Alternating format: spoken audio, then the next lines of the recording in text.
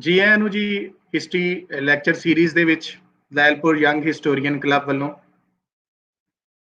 ਜਿਹੜੇ ਦੋਸਤ ਸਾਨੂੰ ਵੇਖ ਰਹੇ ਨੇ ਕਾਈਂਡਲੀ ਉਹਨਾਂ ਨੂੰ ਇਹ ਰਿਕੁਐਸਟ ਹੈ, ਉਹਨਾਂ ਨੂੰ ਬੇਨਤੀ ਹੈ ਕਿ ਉਹ ਜਿਹੜਾ ਹੈ ਇਹਨੂੰ ਸ਼ੇਅਰ ਕਰ ਦੇਣ, ਬਾਕੀ ਦੋਸਤਾਂ ਤੱਕ ਇਨਫੋਰਮੇਸ਼ਨ ਪਹੁੰਚ ਜਾਏ ਕਿ ਲੈਕਚਰ ਸਟਾਰਟ ਹੋਣ ਵਾਲਾ ਹੈ। ਸੋ ਸਾਰੇ ਦੋਸਤ ਜਿਹੜਾ ਜਲਦ ਅਜ ਜਲਦ ਆ ਜਾਣ ਤੇ ਫਿਰ ਅਸੀਂ ਆਪਣਾ ਲੈਕਚਰ ਜਿਹੜਾ ਉਹ ਸਟਾਰਟ ਕਰੀਏ। ਜਿੰਨਾ ਚਿਰ ਬਾਕੀ ਦੋਸਤ ਆ ਰਹੇ ਨੇ, ਮੈਂ ਕੁਝ ਲਿੰਕ ਜਿਹੜੇ ਨੇ ਉਹ ਸੈਂਡ ਕਰਨੇ ਨੇ ਸਕਾਲਰ ਨੂੰ, ਉਹ ਮੈਂ 1 ਮਿੰਟ ਸੈਂਡ ਕਰ ਲਵਾਂ ਤੇ ਅਸੀਂ ਉਹਦੇ ਨਾਲ ਹੀ ਫਿਰ ਆਪਣਾ ਲੈਕਚਰ ਜਿਹੜਾ ਹੈ ਉਹ ਸਟਾਰਟ ਕਰ ਦਿਆਂਗੇ। ਤੁਸੀਂ ਇਹਨੂੰ ਪਲੀਜ਼ ਸ਼ੇਅਰ ਕਰ ਦਿਓ, ਦੋਸਤ ਸਾਰੇ ਆ ਜਾਣ ਤੇ ਅਸੀਂ ਫਿਰ ਇਹਨੂੰ ਚਲਾ ਸਕੀਏ ਅੱਗੇ।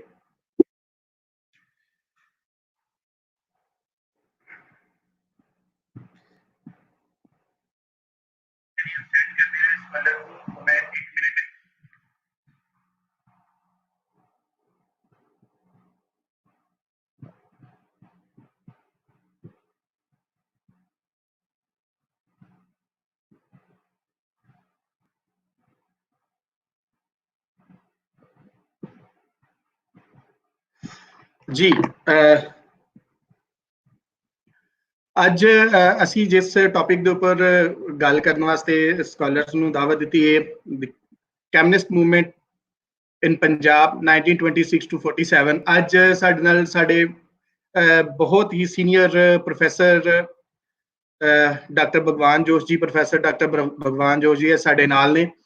ਮੈਂ ਉਹਨਾਂ ਦਾ ਥੋੜਾ ਤਾਰਫ ਸਾਡੇ ਇਸ ਸਾਈਡ ਤੇ ਵੀ ਸਰ ਦਾ ਇੱਕ ਬਹੁਤ ਵੱਡਾ ਨਾਂ ਸਾਰੇ ਦੋਸਤ ਜਾਣਦੇ ਨੇ, ਕਿ ਇੱਕ ਰਸਮੀ ਤਾਰਫ ਜਿਹੜਾ ਅਸੀਂ ਹਰ ਸਕਾਲਰ ਦਾ ਕਰਾਨੇ, ਉਸ ਨਾਲ ਹੀ ਅਸੀਂ ਸਰ ਦਾ ਵੀ ਅੱਜ ਥੋੜਾ ਤਾਰਫ ਔਰ ਉਸ ਤੋਂ ਬਾਅਦ ਫਿਰ ਗੱਲਬਾਤ ਸ਼ੁਰੂ ਕਰਾਂਗੇ। ਜੀ ਭਗਵਾਨ ਜੋਸ਼ ਸਾਹਿਬ ਜਿਹੜੇ ਨੇ ਉਹ ਪ੍ਰੋਫੈਸਰ ਨੇ ਕੰਟੈਂਪਰੇਰੀ ਹਿਸਟਰੀ ਦੇ centre for historical studies Jawahar Lal Nehru university new Delhi ਦੇ ਵਿੱਚ। ਸਰ ਦਾ ਜਿਸ ਟਾਈਮ ਮੈਂ ਉਹਨਾਂ ਦਾ ਮੇਰੇ ਕੋਲ ਬਾਇਓ ਨੋਟ ਆਇਆ ਤੇ ਮੈਂ ਉਹਨੂੰ ਪੜ੍ਹ ਰਿਹਾ ਸਾਂ ਤੇ ਉਹਦੇ ਵਿੱਚ ਬੜਾ ਜ਼ਬਰਦਸਤ ਸੀ ਕਿ ਸਰ MSc ਆਨਰਸ ਕੈਮਿਸਟਰੀ ਤੇ ਫਿਰ ਉਸ ਤੋਂ ਬਾਅਦ ਜਿਹੜਾ ਉਹ ਇੱਕ ਹਿਸਟਰੀ ਦੀ ਤਰਫ ਆਏ। ਸੋ ਅਸੀਂ ਕਹਿ ਸਕਦੇ ਕਿ ਬਲੈਂਡ, ਇੱਕ ਬੜਾ ਫਾਈਨ ਬਲੈਂਡ ਇੱਕ ਕੈਮਿਸਟਰੀ ਔਰ ਹਿਸਟਰੀ ਦਾ। ਉਹ ਫਿਰ PhD ਔਰ ਉਸ ਤੋਂ ਬਾਅਦ ਫਿਰ ਜਿਹੜਾ ਉਹ ਹਿਸਟਰੀ ਦੇ ਨਾਲ ਹੀ ਉਹਨਾਂ ਨੇ ਕੰਮ ਕੀਤਾ। ਉਹਨਾਂ ਦੀ ਇੱਕ ਬਹੁਤ ਜਿਹੜੀ ਫੇਮਸ ਕਿਤਾਬ ਹੋਈ ਕੈਮਨਿਸਟ ਮੂਵਮੈਂਟ ਇਨ ਪੰਜਾਬ 1926 to 47। ਉਸ ਤੋਂ ਬਾਅਦ ਉਹਨਾਂ ਦੀ ਇੱਕ ਜੁਆਇੰਟ ਆਥਰ ਉਹਨਾਂ ਦੀ 3 volume book struggle for hegemony in India 1920 to 47, ਜਿਹਦੇ ਵਿੱਚ ਉਹਨਾਂ ਨੇ ਸ਼ਸ਼ੀ ਜੋਸ਼ੀ ਜੀ ਦੇ ਨਾਲ ਮਿਲ ਕੇ ਇਹ ਕਿਤਾਬ ਜਿਹੜੀ ਹੈ ਉਹ ਲਿਖੀ। 3 ਵੋਲੀਅਮ ਦੇ ਵਿੱਚ ਇਹ ਕਿਤਾਬ ਸੀ ਤੋਂ ਛਪੀ। ਇਸ ਤੋਂ ਬਾਅਦ ਸਰ ਦੁਨੀਆ ਦੀਆਂ ਮੁਖਤਲਿਫ ਯੂਨੀਵਰਸਿਟੀਜ਼ ਦੇ ਵਿੱਚ ਐਜ਼ ਏ ਵਿਜ਼ਿਟਿੰਗ ਪ੍ਰੋਫੈਸਰ ਪੜ੍ਹਾਉਂਦੇ ਰਹੇ। ਇਹਦੇ ਨਾਲ ਨਾਲ ਉਹਨਾਂ ਦੇ ਕੋਲ ਬਹੁਤ ਸਾਰੇ ਐਸੇ ਪ੍ਰੋਜੈਕਟਸ ਹਨ ਜਿਹਦੇ ਵਿੱਚ ਉਹਨਾਂ ਨੇ ਡਿਸਟੈਂਸ ਲਰਨਿੰਗ ਦੇ ਹਵਾਲੇ ਨਾਲ ਆਪਣਾ ਐਕਸਪੀਰੀਅੰਸ ਦਿੱਤਾ, ਖਿਦਮਤ ਕੀਤੀ। ਔਰ ਦੂਸਰੇ ਨੰਬਰ ਤੇ ਉਹਨਾਂ ਨੇ ਜਿਹੜਾ ਹੈ ਉਹ ਟੀਚਿੰਗ ਮੈਥਡੋਲੋਜੀਜ਼ ਦੇ ਹਵਾਲੇ ਨਾਲ। ਸੋ ਇੱਕ ਬਹੁਤ ਹੀ ਰਿਚ ਉਹਨਾਂ ਦੀ ਜਿਹੜੀ ਹੈ ਨਾ ਉਹ CV ਸਾਡੇ ਨਾਲ ਉਹਨਾਂ ਸ਼ੇਅਰ ਕੀਤੀ। ਅੱਜ ਅਸੀਂ ਜਿਹੜਾ ਉਹ ਸਾਰੀ ਲਿਖ ਕੇ ਲਾ ਦਿੱਤੀ ਹੋਈ ਹੈ, ਤੁਸੀਂ ਉੱਥੋਂ ਪੜ੍ਹ ਸਕਦੇ ਹੋ। ਸੋ ਅਸੀਂ ਦਾਵਤ ਦਿੰਦੇ ਹਾਂ ਆਪਣੇ ਸਕਾਲਰ ਨੂੰ ਕਿ ਉਹ ਸਾਡੇ ਨਾਲ ਸਟੂਡੀਓ ਚ ਆਉਣ ਤੇ ਆਪਣੀ ਗੱਲਬਾਤ ਸਾਂਝੀ ਕਰਨ। ਜੀ ਜੀ ਆਇਆਂ ਨੂੰ Lyallpur. Thank you very much ਸਾਰੇ ਮਿੱਤਰਾਂ ਨੂੰ ਜੀ ਆਇਆਂ। ਔਰ ਮੈਂ ਇਹ ਲਾਇਲਪੁਰ ਯੰਗ ਹਿਸਟੋਰੀਅਨਸ ਦੇ ਕਲੱਬ ਦਾ ਬੜਾ ਹੀ ਸ਼ੁਕਰਗੁਜ਼ਾਰ ਹੈ ਕਿ ਤੁਸੀਂ ਇਸ ਟੈਕਨੋਲੋਜੀ ਦੇ ਥਰੂ ਮੈਨੂੰ ਸਾਰੇ ਦੋਸਤਾਂ ਨਾਲ ਪਾਕਿਸਤਾਨ ਵਿੱਚ ਤੇ ਹੋਰ ਥਾਵਾਂ ਤੇ ਗੱਲ ਕਰਨ ਦਾ ਮੌਕਾ ਮਿਲਿਆ। ਮਨ ਵਿੱਚ ਹਮੇਸ਼ਾ ਤਮੰਨਾ ਸੀ ਕਿ ਪਾਕਿਸਤਾਨ ਦੇ ਮਿੱਤਰਾਂ ਨਾਲ ਗੱਲ ਕੀਤੀ ਜਾਵੇ, ਉਹ ਤੇ ਕਾਮਯਾਬ ਨਹੀਂ ਹੋਈ, ਪਰ ਤੁਸੀਂ ਇੱਕ ਐਸਾ ਮੀਡੀਅਮ ਚੁਣ ਲਿਆ ਜਿਹਦੇ ਨਾਲ ਮੈਨੂੰ ਉਹਨਾਂ ਨਾਲ ਗੱਲਬਾਤ ਕਰਨ ਦਾ ਮੌਕਾ ਮਿਲਿਆ। ਔਰ ਇਸ ਗੱਲ ਦੀ ਮੈਨੂੰ ਬੜੀ ਖੁਸ਼ੀ ਹੈ ਔਰ ਇਸ ਗੱਲ ਲਈ ਮੈਂ ਤੁਹਾਡਾ ਬੜਾ ਸ਼ੁਕਰਗੁਜ਼ਾਰ ਹਾਂ। ਬਿਲਕੁਲ ਸਰ, ਇੱਧਰ ਵੀ ਸਰ ਜਿਹੜਾ ਸੀ ਬਹੁਤ ਜ਼ਿਆਦਾ ਇਸ ਗੱਲ ਤੇ ਜਦੋਂ ਅਸੀਂ ਪੋਸਟਰ ਲਾਇਆ ਸਾਰੇ ਦੋਸਤਾਂ ਨੇ ਰਾਬਤੇ ਕੀਤੇ ਔਰ ਬੜੇ ਖੁਸ਼ ਸਨ ਕਿ ਸਰ ਜਿਹੜੇ ਨੇ ਉਹ ਆ ਰਹੇ ਨੇ ਔਰ ਇੱਕ ਵੱਡੀ ਤਾਦਾਦ ਜਿਹੜਾ ਇੰਤਜ਼ਾਰ ਕਰ ਰਹੀ ਸੀ ਸਰ ਤੁਹਾਡੀ ਗੱਲਬਾਤ ਦਾ। ਸੋ ਮੈਂ ਹੁਣ ਨਿਕਲਾਂਗਾ, ਤੁਸੀਂ ਆਪਣੀ ਗੱਲਬਾਤ ਸਾਂਝੀ ਕਰੋ ਤੇ ਅਸੀਂ ਫਿਰ ਐਟ ਦਾ ਐਂਡ ਜਿਹੜੇ ਕੋਈ ਕਮੈਂਟ ਔਰ ਕੁਐਸਚਨਸ ਦੇ ਨਾਲ ਹਾਜ਼ਰ ਹੋਵਾਂਗਾ। ਜੀ ਸਰ, ਹੁਣ ਤੁਹਾਡੇ ਦੋਸਤੋ, ਮੈਂ ਆਪਣੀ ਜ਼ਿੰਦਗੀ ਦਾ ਵੱਡਾ ਹਿੱਸਾ ਪਿਛਲੇ 30 ਸਾਲ ਤੋਂ 30-35 ਸਾਲ ਤੋਂ ਕਮਿਊਨਿਸਟ ਪਾਰਟੀ ਦੇ ਰਿਸਰਚ ਕਰਨ ਉੱਤੇ ਲਾਇਆ ਹੈ। ਇੱਕ ਮੈਂ ਕੈਮਿਸਟਰੀ ਤੋਂ ਹਿਸਟਰੀ ਕਿਸ ਤਰ੍ਹਾਂ ਆਇਆ, ਕਮਿਊਨਿਸਟ ਪਾਰਟੀ ਦਾ ਜਿਹੜੀ ਸਟੱਡੀ ਦਾ ਅਧਿਐਨ ਕਰਨ ਵਾਸਤੇ ਮੈਂ ਕਿਸ ਤਰ੍ਹਾਂ ਅਟਰੈਕਟ ਹੋਇਆ, ਇਹ ਸਾਰੀਆਂ ਗੱਲਾਂ ਇੱਕ ਮੇਰੀ ਪਰਸਨਲ ਬਾਇਓਗ੍ਰਾਫੀ ਹੈ। ਜਿਹਦੇ ਵਿੱਚ ਅੱਜ ਜਾਣ ਦਾ ਮੌਕਾ ਨਹੀਂ। ਅੱਜ ਮੈਂ ਸਿਰਫ ਪੰਜਾਬ ਵਿੱਚ ਕਮਿਊਨਿਸਟ ਲਹਿਰ ਬਾਰੇ ਗੱਲ ਕਰਾਂਗਾ। ਇਹ ਮੇਰੀ ਪਹਿਲੀ ਕਿਤਾਬ ਸੀ ਔਰ ਇਹ ਕਿਤਾਬ ਦਾ ਪਹਿਲਾਂ ਪੰਜਾਬੀ ਵਿੱਚ ਲਿਖੀ ਗਈ ਸੀ 1979 ਵਿੱਚ ਛਪੀ। ਉਸ ਤੋਂ ਬਾਅਦ ਇਹ ਅੰਗਰੇਜ਼ੀ ਵਿੱਚ ਵੀ ਛਪੀ ਔਰ ਬਾਅਦ ਵਿੱਚ ਪਾਕਿਸਤਾਨ ਵਿੱਚ ਵੀ ਕਿਤਾਬ ਪੜ੍ਹੀ ਗਈ। ਬੜੇ ਲੋਕਾਂ ਨੇ, ਮਿੱਤਰਾਂ ਨੇ ਪੜ੍ਹਿਆ ਔਰ ਇਹਦੇ ਬਾਰੇ ਲਿਖਿਆ। तो ਅੱਜ ਮੈਂ ਕਮਿਊਨਿਸਟ ਪਾਰਟੀ ਬਾਰੇ ਗੱਲ ਕਰਾਂਗਾ ਔਰ ਗੱਲ ਮੈਂ ਇੱਥੋਂ ਸ਼ੁਰੂ ਕਰਦਾ ਕਿ ਕੋਈ ਵੀ ਲਹਿਰ ਜਦੋਂ ਅਸੀਂ ਉਹਦਾ ਕੋਈ ਅਧਿਐਨ ਕਰਨ ਦੀ ਕੋਸ਼ਿਸ਼ ਕਰਦੇ ਹਾਂ ਤੇ ਉਹਦੇ ਦੋ ਪੱਖਾਂ ਤੇ ਸਾਨੂੰ ਵਿਚਾਰ ਕਰਨਾ ਪੈਂਦਾ। ਉਹਦਾ ਇੱਕ ਪੱਖ ਇਹ ਹੈ ਕਿ ਉਹ ਲਹਿਰ ਆਪਣੇ ਆਪ ਵਿੱਚ ਕੀ ਸੀ, ਕਿਸ ਤਰ੍ਹਾਂ ਦੇ ਲੋਕ ਉਹਦੇ ਵਿੱਚ ਆਏ, ਕਿੱਥੇ ਕਿੱਥੇ ਉਹ ਲਹਿਰ ਨੇ ਆਪਣੀ ਕਾਮਯਾਬੀ ਹਾਸਲ ਕੀਤੀ ਜਾਂ ਕਾਮਯਾਬੀ ਹਾਸਲ ਨਹੀਂ ਕੀਤੀ, ਕਿਹੜੇ ਕਿਹੜੇ ਕਿਸਮ ਦੇ ਲੋਕ ਉਹਨਾਂ 'ਚ ਸ਼ਾਮਲ ਹੋਏ। ਇਹ ਇੱਕ ਲਹਿਰ ਦਾ ਆਪਣਾ ਪੱਖ ਹੈ ਜਿਹਦੇ ਬਾਰੇ ਲਹਿਰ ਦੇ ਲੋਕ ਆਪਣੇ ਆਪ ਬਾਰੇ ਦੱਸਦੇ ਨੇ।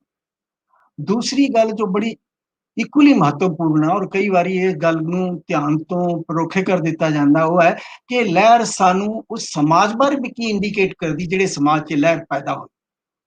ਇਹ ਲਹਿਰ ਜਿਹੜੇ ਸਮਾਜ ਵਿੱਚ ਕਾਮਯਾਬ ਹੋਈ ਉਸ ਸਮਾਜ ਬਾਰੇ ਇਹ ਕੀ ਦੱਸਦੀ ਹੈ, ਜਿਹੜੇ ਸਮਾਜਵਾਦ ਇਹ ਕਾਮਯਾਬ ਨਹੀਂ ਹੋਈ ਜਿਹੜੇ ਸਮਾਜਾਂ ਵਿੱਚ ਉਸ ਸਮਾਜ ਬਾਰੇ, ਉਹਨਾਂ ਸੋਸਾਇਟੀਜ਼ ਬਾਰੇ ਇਹ ਲਹਿਰ ਕੀ ਦੱਸਦੀ ਹੈ। ਸੋ ਇਹ ਜਿਹੜਾ ਲੈਕਚਰ ਹੈ ਇਹ ਲਗਭਗ ਦੋ ਭਾਗਾਂ ਵਿੱਚ ਵੰਡਿਆ ਹੋਇਆ ਹੈ। ਪਹਿਲੇ ਭਾਗ ਵਿੱਚ ਮੈਂ ਲਹਿਰ ਬਾਰੇ ਗੱਲ ਕਰਾਂਗਾ ਔਰ ਨਾਲ ਨਾਲ ਮੈਂ ਦੂਸਰਾ ਜਿਹੜਾ ਹਿੱਸਾ ਹੈ ਉਹ ਵੀ ਨਾਲ ਤੁਹਾਡੇ ਡਿਸਕਸ ਕਰਦਾ ਰਹਾਂਗਾ। ਸੋ ਅਸੀਂ ਜਿਹੜੀ ਪੰਜਾਬ ਦੀ ਗੱਲ ਦੀ ਸ਼ੁਰੂ ਕਰਨੀ ਹੈ। ਪੰਜਾਬ ਦੀ ਗੱਲ ਜਿਵੇਂ ਤੁਸੀਂ ਕਿਹਾ ਸ਼ੁਰੂ ਹੋ ਜਾਂਦੀ ਹੈ and of the 19th sanctuary, ਜਦੋਂ ਪੰਜਾਬ ਨੂੰ ਅੰਗਰੇਜ਼ਾਂ ਨੇ ਸ਼ਾਮਲ ਕਰ ਲਿਆ ਔਰ by the end of the 19th century Punjab ਵਿੱਚ ਸਭ ਤੋਂ ਪਹਿਲਾਂ ਪੁਨਰ ਜਾਗਰਤੀ ਦੀਆਂ ਲਹਿਰਾਂ ਚੱਲੀਆਂ। ਮੁਸਲਮਾਨਾਂ ਦੇ ਵਿੱਚ ਵੀ ਚੱਲੀਆਂ, ਹਿੰਦੂਆਂ ਵਿੱਚ ਆਰੀਆ ਸਮਾਜ ਸ਼ੁਰੂ ਹੋਇਆ, ਸਿੱਖਾਂ ਵਿੱਚ ਜਿਹੜੀ ਸਿੰਘ ਸਭਾ ਲਹਿਰ ਸੀ ਸ਼ੁਰੂ ਹੋਈ, ਮੁਸਲਮਾਨਾਂ ਵਿੱਚ ਵੀ ਇਸ ਤਰ੍ਹਾਂ ਦੀਆਂ ਲਹਿਰਾਂ ਸ਼ੁਰੂ ਹੋਈਆਂ। ਇਨਫੈਕਟ ਸਭ ਤੋਂ ਪਹਿਲੀਆਂ ਜਿਹੜੀਆਂ ਜਾਗਰਤੀ ਆ ਉਹ ਧਾਰਮਿਕ ਜਿਹੜੀਆਂ ਫਾਲਟ ਲਾਈਨਸ ਹੈ ਉਹਨਾਂ ਦੇ ਨਾਂ ਦੇ ਉਹਨਾਂ ਦੇ ਉੱਤੇ ਸ਼ੁਰੂ ਹੋਈਆਂ ਔਰ ਇਹ ਲਹਿਰਾਂ ਚੱਲਦੀਆਂ ਗਈਆਂ ਔਰ ਇਹਨਾਂ ਦਾ ਪੰਜਾਬ ਦੀ ਸਿਆਸਤ ਨਾਲ ਬੜਾ ਡੂੰਘਾ ਸੰਬੰਧ ਹੈ ਔਰ ਬਾਅਦ ਜਾ ਕੇ ਇਹ ਲਹਿਰਾਂ ਜਿਹੜੀਆਂ ਨੇ ਇਹ ਉਹਨਾਂ ਫੈਕਟਰਸ ਨਾਲ ਵੀ ਜੁੜ ਗਈਆਂ ਜਿਨ੍ਹਾਂ ਨੇ ਇਸ ਦੇਸ਼ ਵਿੱਚ ਪਾਰਟੀਸ਼ਨ ਨੂੰ ਜਨਮ ਦਿੱਤਾ। ਇੱਕ ਤੇ ਇਹ ਲਿਟ। ਦੂਸਰੀ ਚੀਜ਼ ਹੈ ਕਿ ਜਦੋਂ 20ਵੀਂ ਸਦੀ ਦੀ ਸ਼ੁਰੂਆਤ ਹੋਈ, ਖਾਸਤਰ 1905 ਤੋਂ 7 ਤੋਂ, ਤੇ ਪੰਜਾਬ ਦੀ ਕਿਸਾਨੀ ਨੂੰ ਜਿਹੜੇ ਆਰਥਿਕ ਮੰਦਵਾੜੇ ਔਰ ਮੁਸ਼ਕਲਾਂ ਝੱਲਣੀਆਂ ਪਈਆਂ, ਉਹਨਾਂ ਵਿੱਚੋਂ ਇੱਕ ਬੜੀ ਪਾਵਰਫੁਲ ਕਿਸਾਨੀ ਲਹਿਰ ਦੀ ਸ਼ੁਰੂਆਤ ਹੋਈ ਜਿਹਦੇ ਵਿੱਚ ਸ਼ਹਿਰਾਂ ਦੇ ਕੁਝ ਲੋਕਾਂ ਨੇ, ਲਾਲਾ ਲਾਜਪਤ ਰਾਏ ਔਰ ਉਸ ਤਰ੍ਹਾਂ ਦੇ ਲੋਕਾਂ ਨੇ ਮਿਲ ਕੇ ਉਸ ਲਹਿਰ ਨਾਲ ਸਿੰਪਥੀ ਕੀਤੀ। ਉਸ ਲਹਿਰ ਦੇ ਜਿਹੜੇ ਡਿਮਾਂਡਸ ਸੀ ਉਹਨਾਂ ਲੋਕਾਂ ਅੱਗੇ ਰੱਖੀਆਂ ਔਰ ਬੜੇ ਵੱਡੇ ਵੱਡੇ ਜਲਸੇ ਕੀਤੇ ਗਏ ਸਮਾਲ ਟਾਊਨਸ ਦੇ ਵਿੱਚ ਔਰ ਦੇ ਸ਼ਹਿਰਾਂ ਵਿੱਚ, ਖਾਸ ਕਰ ਜ਼ਿਲ੍ਹੇ ਲਾਲਪੁਰ ਵਿੱਚ। ਔਰ ਉਸ ਲਹਿਰ ਨੂੰ ਪਗੜੀ ਸੰਭਾਲੋ ਜੱਟਾ ਲਹਿਰ ਦੇ ਨਾਲ ਨਾਲ ਪ੍ਰਚਾਰਿਆ ਗਿਆ ਔਰ ਉਹ ਖੜੀ ਹੋਈ।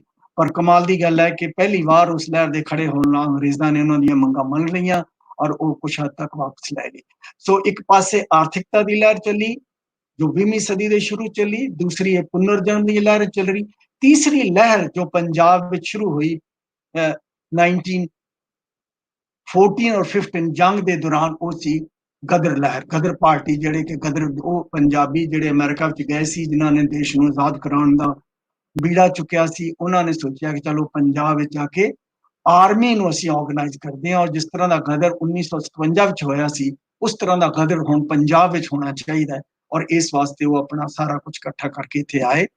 ਪਰ ਉਹ ਕਹਾਣੀ ਦਾ ਸਾਨੂੰ ਪਤਾ ਇੱਕ ਅੰਤ ਬੜਾ ਦੁਖਾਂਤਕ ਹੋਇਆ ਜਿਹਦੇ ਵਿੱਚ ਉਹਨਾਂ ਨੂੰ ਫੜਿਆ ਗਿਆ, ਫਾਂਸੀਆਂ ਦਿੱਤੀਆਂ ਗਈਆਂ, ਕਾਲੇ ਪਾਣੀ ਭੇਜ ਦਿੱਤਾ ਗਿਆ ਔਰ ਉਹ 14-15 ਦੀ ਜਿਹੜੀ ਲਹਿਰ ਸੀ ਉਹਨੂੰ ਬਿਲਕੁਲ ਕ੍ਰਸ਼ ਕਰ ਦੇਗਾ। ਔਰ ਪਰ ਪੰਜਾਬ ਵਿੱਚ ਫਿਰ ਵੀ ਇਹ ਨੈਸ਼ਨਲਿਜ਼ਮ ਦੀ ਲਹਿਰ ਸੀ ਜਿਹੜੀ ਇਹ ਉਭਰਦੀ ਗਈ ਔਰ ਅਸੀਂ ਦੇਖਿਆ ਕਿ ਜਲਿਆਂਵਾਲੇ ਬਾਗ ਤੱਕ ਇੱਕ ਬਹੁਤ ਪ੍ਰਭਾਵਸ਼ਾਲੀ ਲਹਿਰ ਪੰਜਾਬ ਦੇ ਸ਼ਹਿਰਾਂ ਵਿੱਚ ਦੇਸ਼ ਦੀ ਆਜ਼ਾਦੀ ਲਈ ਉੱਠ ਖੜੀ ਹੋਈ ਸੀ ਜਿਹਦੇ ਵਿੱਚ ਨੌਜਵਾਨਾਂ ਨੇ ਬੜਾ ਉੱਘਾ ਰੋਲ ਕੀਤਾ ਔਰ ਇਹ ਲਹਿਰ ਜਿਹੜੀ ਸੀਗੀ ਇਹ 1900 ਵਿੱਚ ਕ੍ਰਸ਼ ਕਰ ਦਿੱਤੀ ਗਈ ਔਰ ਉਹ ਮੂਵਮੈਂਟ ਦੇ ਕ੍ਰਸ਼ ਹੋਣ ਨਾਲ ਹੀ ਇੱਕ ਨਵੀਂ ਕਿਸਮ ਦੀ ਲਹਿਰ ਪੰਜਾਬ 'ਚ ਖੜੀ ਹੋਈ ਜਿਹਨੂੰ ਅਸੀਂ ਅਕਾਲੀ ਮੂਵਮੈਂਟ ਕਹਿੰਦੇ ਹਾਂ। ਗੁਰਦੁਆਰਿਆਂ ਦੇ ਸੁਧਾਰ ਲਹਿਰ ਸ਼ੁਰੂ ਹੋਈ, ਗੁਰਦੁਆਰਿਆਂ ਨੂੰ ਮਹੰਤਾਂ ਤੋਂ ਆਜ਼ਾਦ ਕਰਾਉਣ ਵਾਸਤੇ ਔਰ ਗੁਰਦੁਆਰਿਆਂ ਉੱਤੇ ਸਿੱਖ ਕਮਿਊਨਿਟੀ ਦਾ ਡੈਮੋਕ੍ਰੈਟਿਕ ਕੰਟਰੋਲ ਐਸਟੈਬਲਿਸ਼ ਕਰਨ ਵਾਸਤੇ ਇੱਕ ਲਹਿਰ ਚੱਲੀ ਔਰ ਇਹ ਲਹਿਰ 1920 ਤੋਂ 1925 ਤੱਕ ਚੱਲੀ ਔਰ ਬੜੀ ਕਾਮਯਾਬੀ ਨਾਲ ਲਹਿਰ ਚੱਲੀ। ਇਸ ਤਰ੍ਹਾਂ ਜੇ ਅਸੀਂ ਦੇਖੀਏ ਤਾਂ 1900 25-30 ਦੇ ਦੌਰਾਨ 3 ਤਰ੍ਹਾਂ ਦੀਆਂ ਕਰੰਟਸ ਜਿਹੜੀਆਂ ਨੇ they go into the formation of the communist groups in Punjab. मैं पंजाब दी विच कम्युनिस्ट लहर दे फॉर्मेटिव पीरियड की गल कर रहा, और ये तिन्ने किस्म के जिहड़े लोग सी ये अकाली लहर चों निकल के आए, जिस तरह सोहन सिंह जोश और कुछ होर लोग।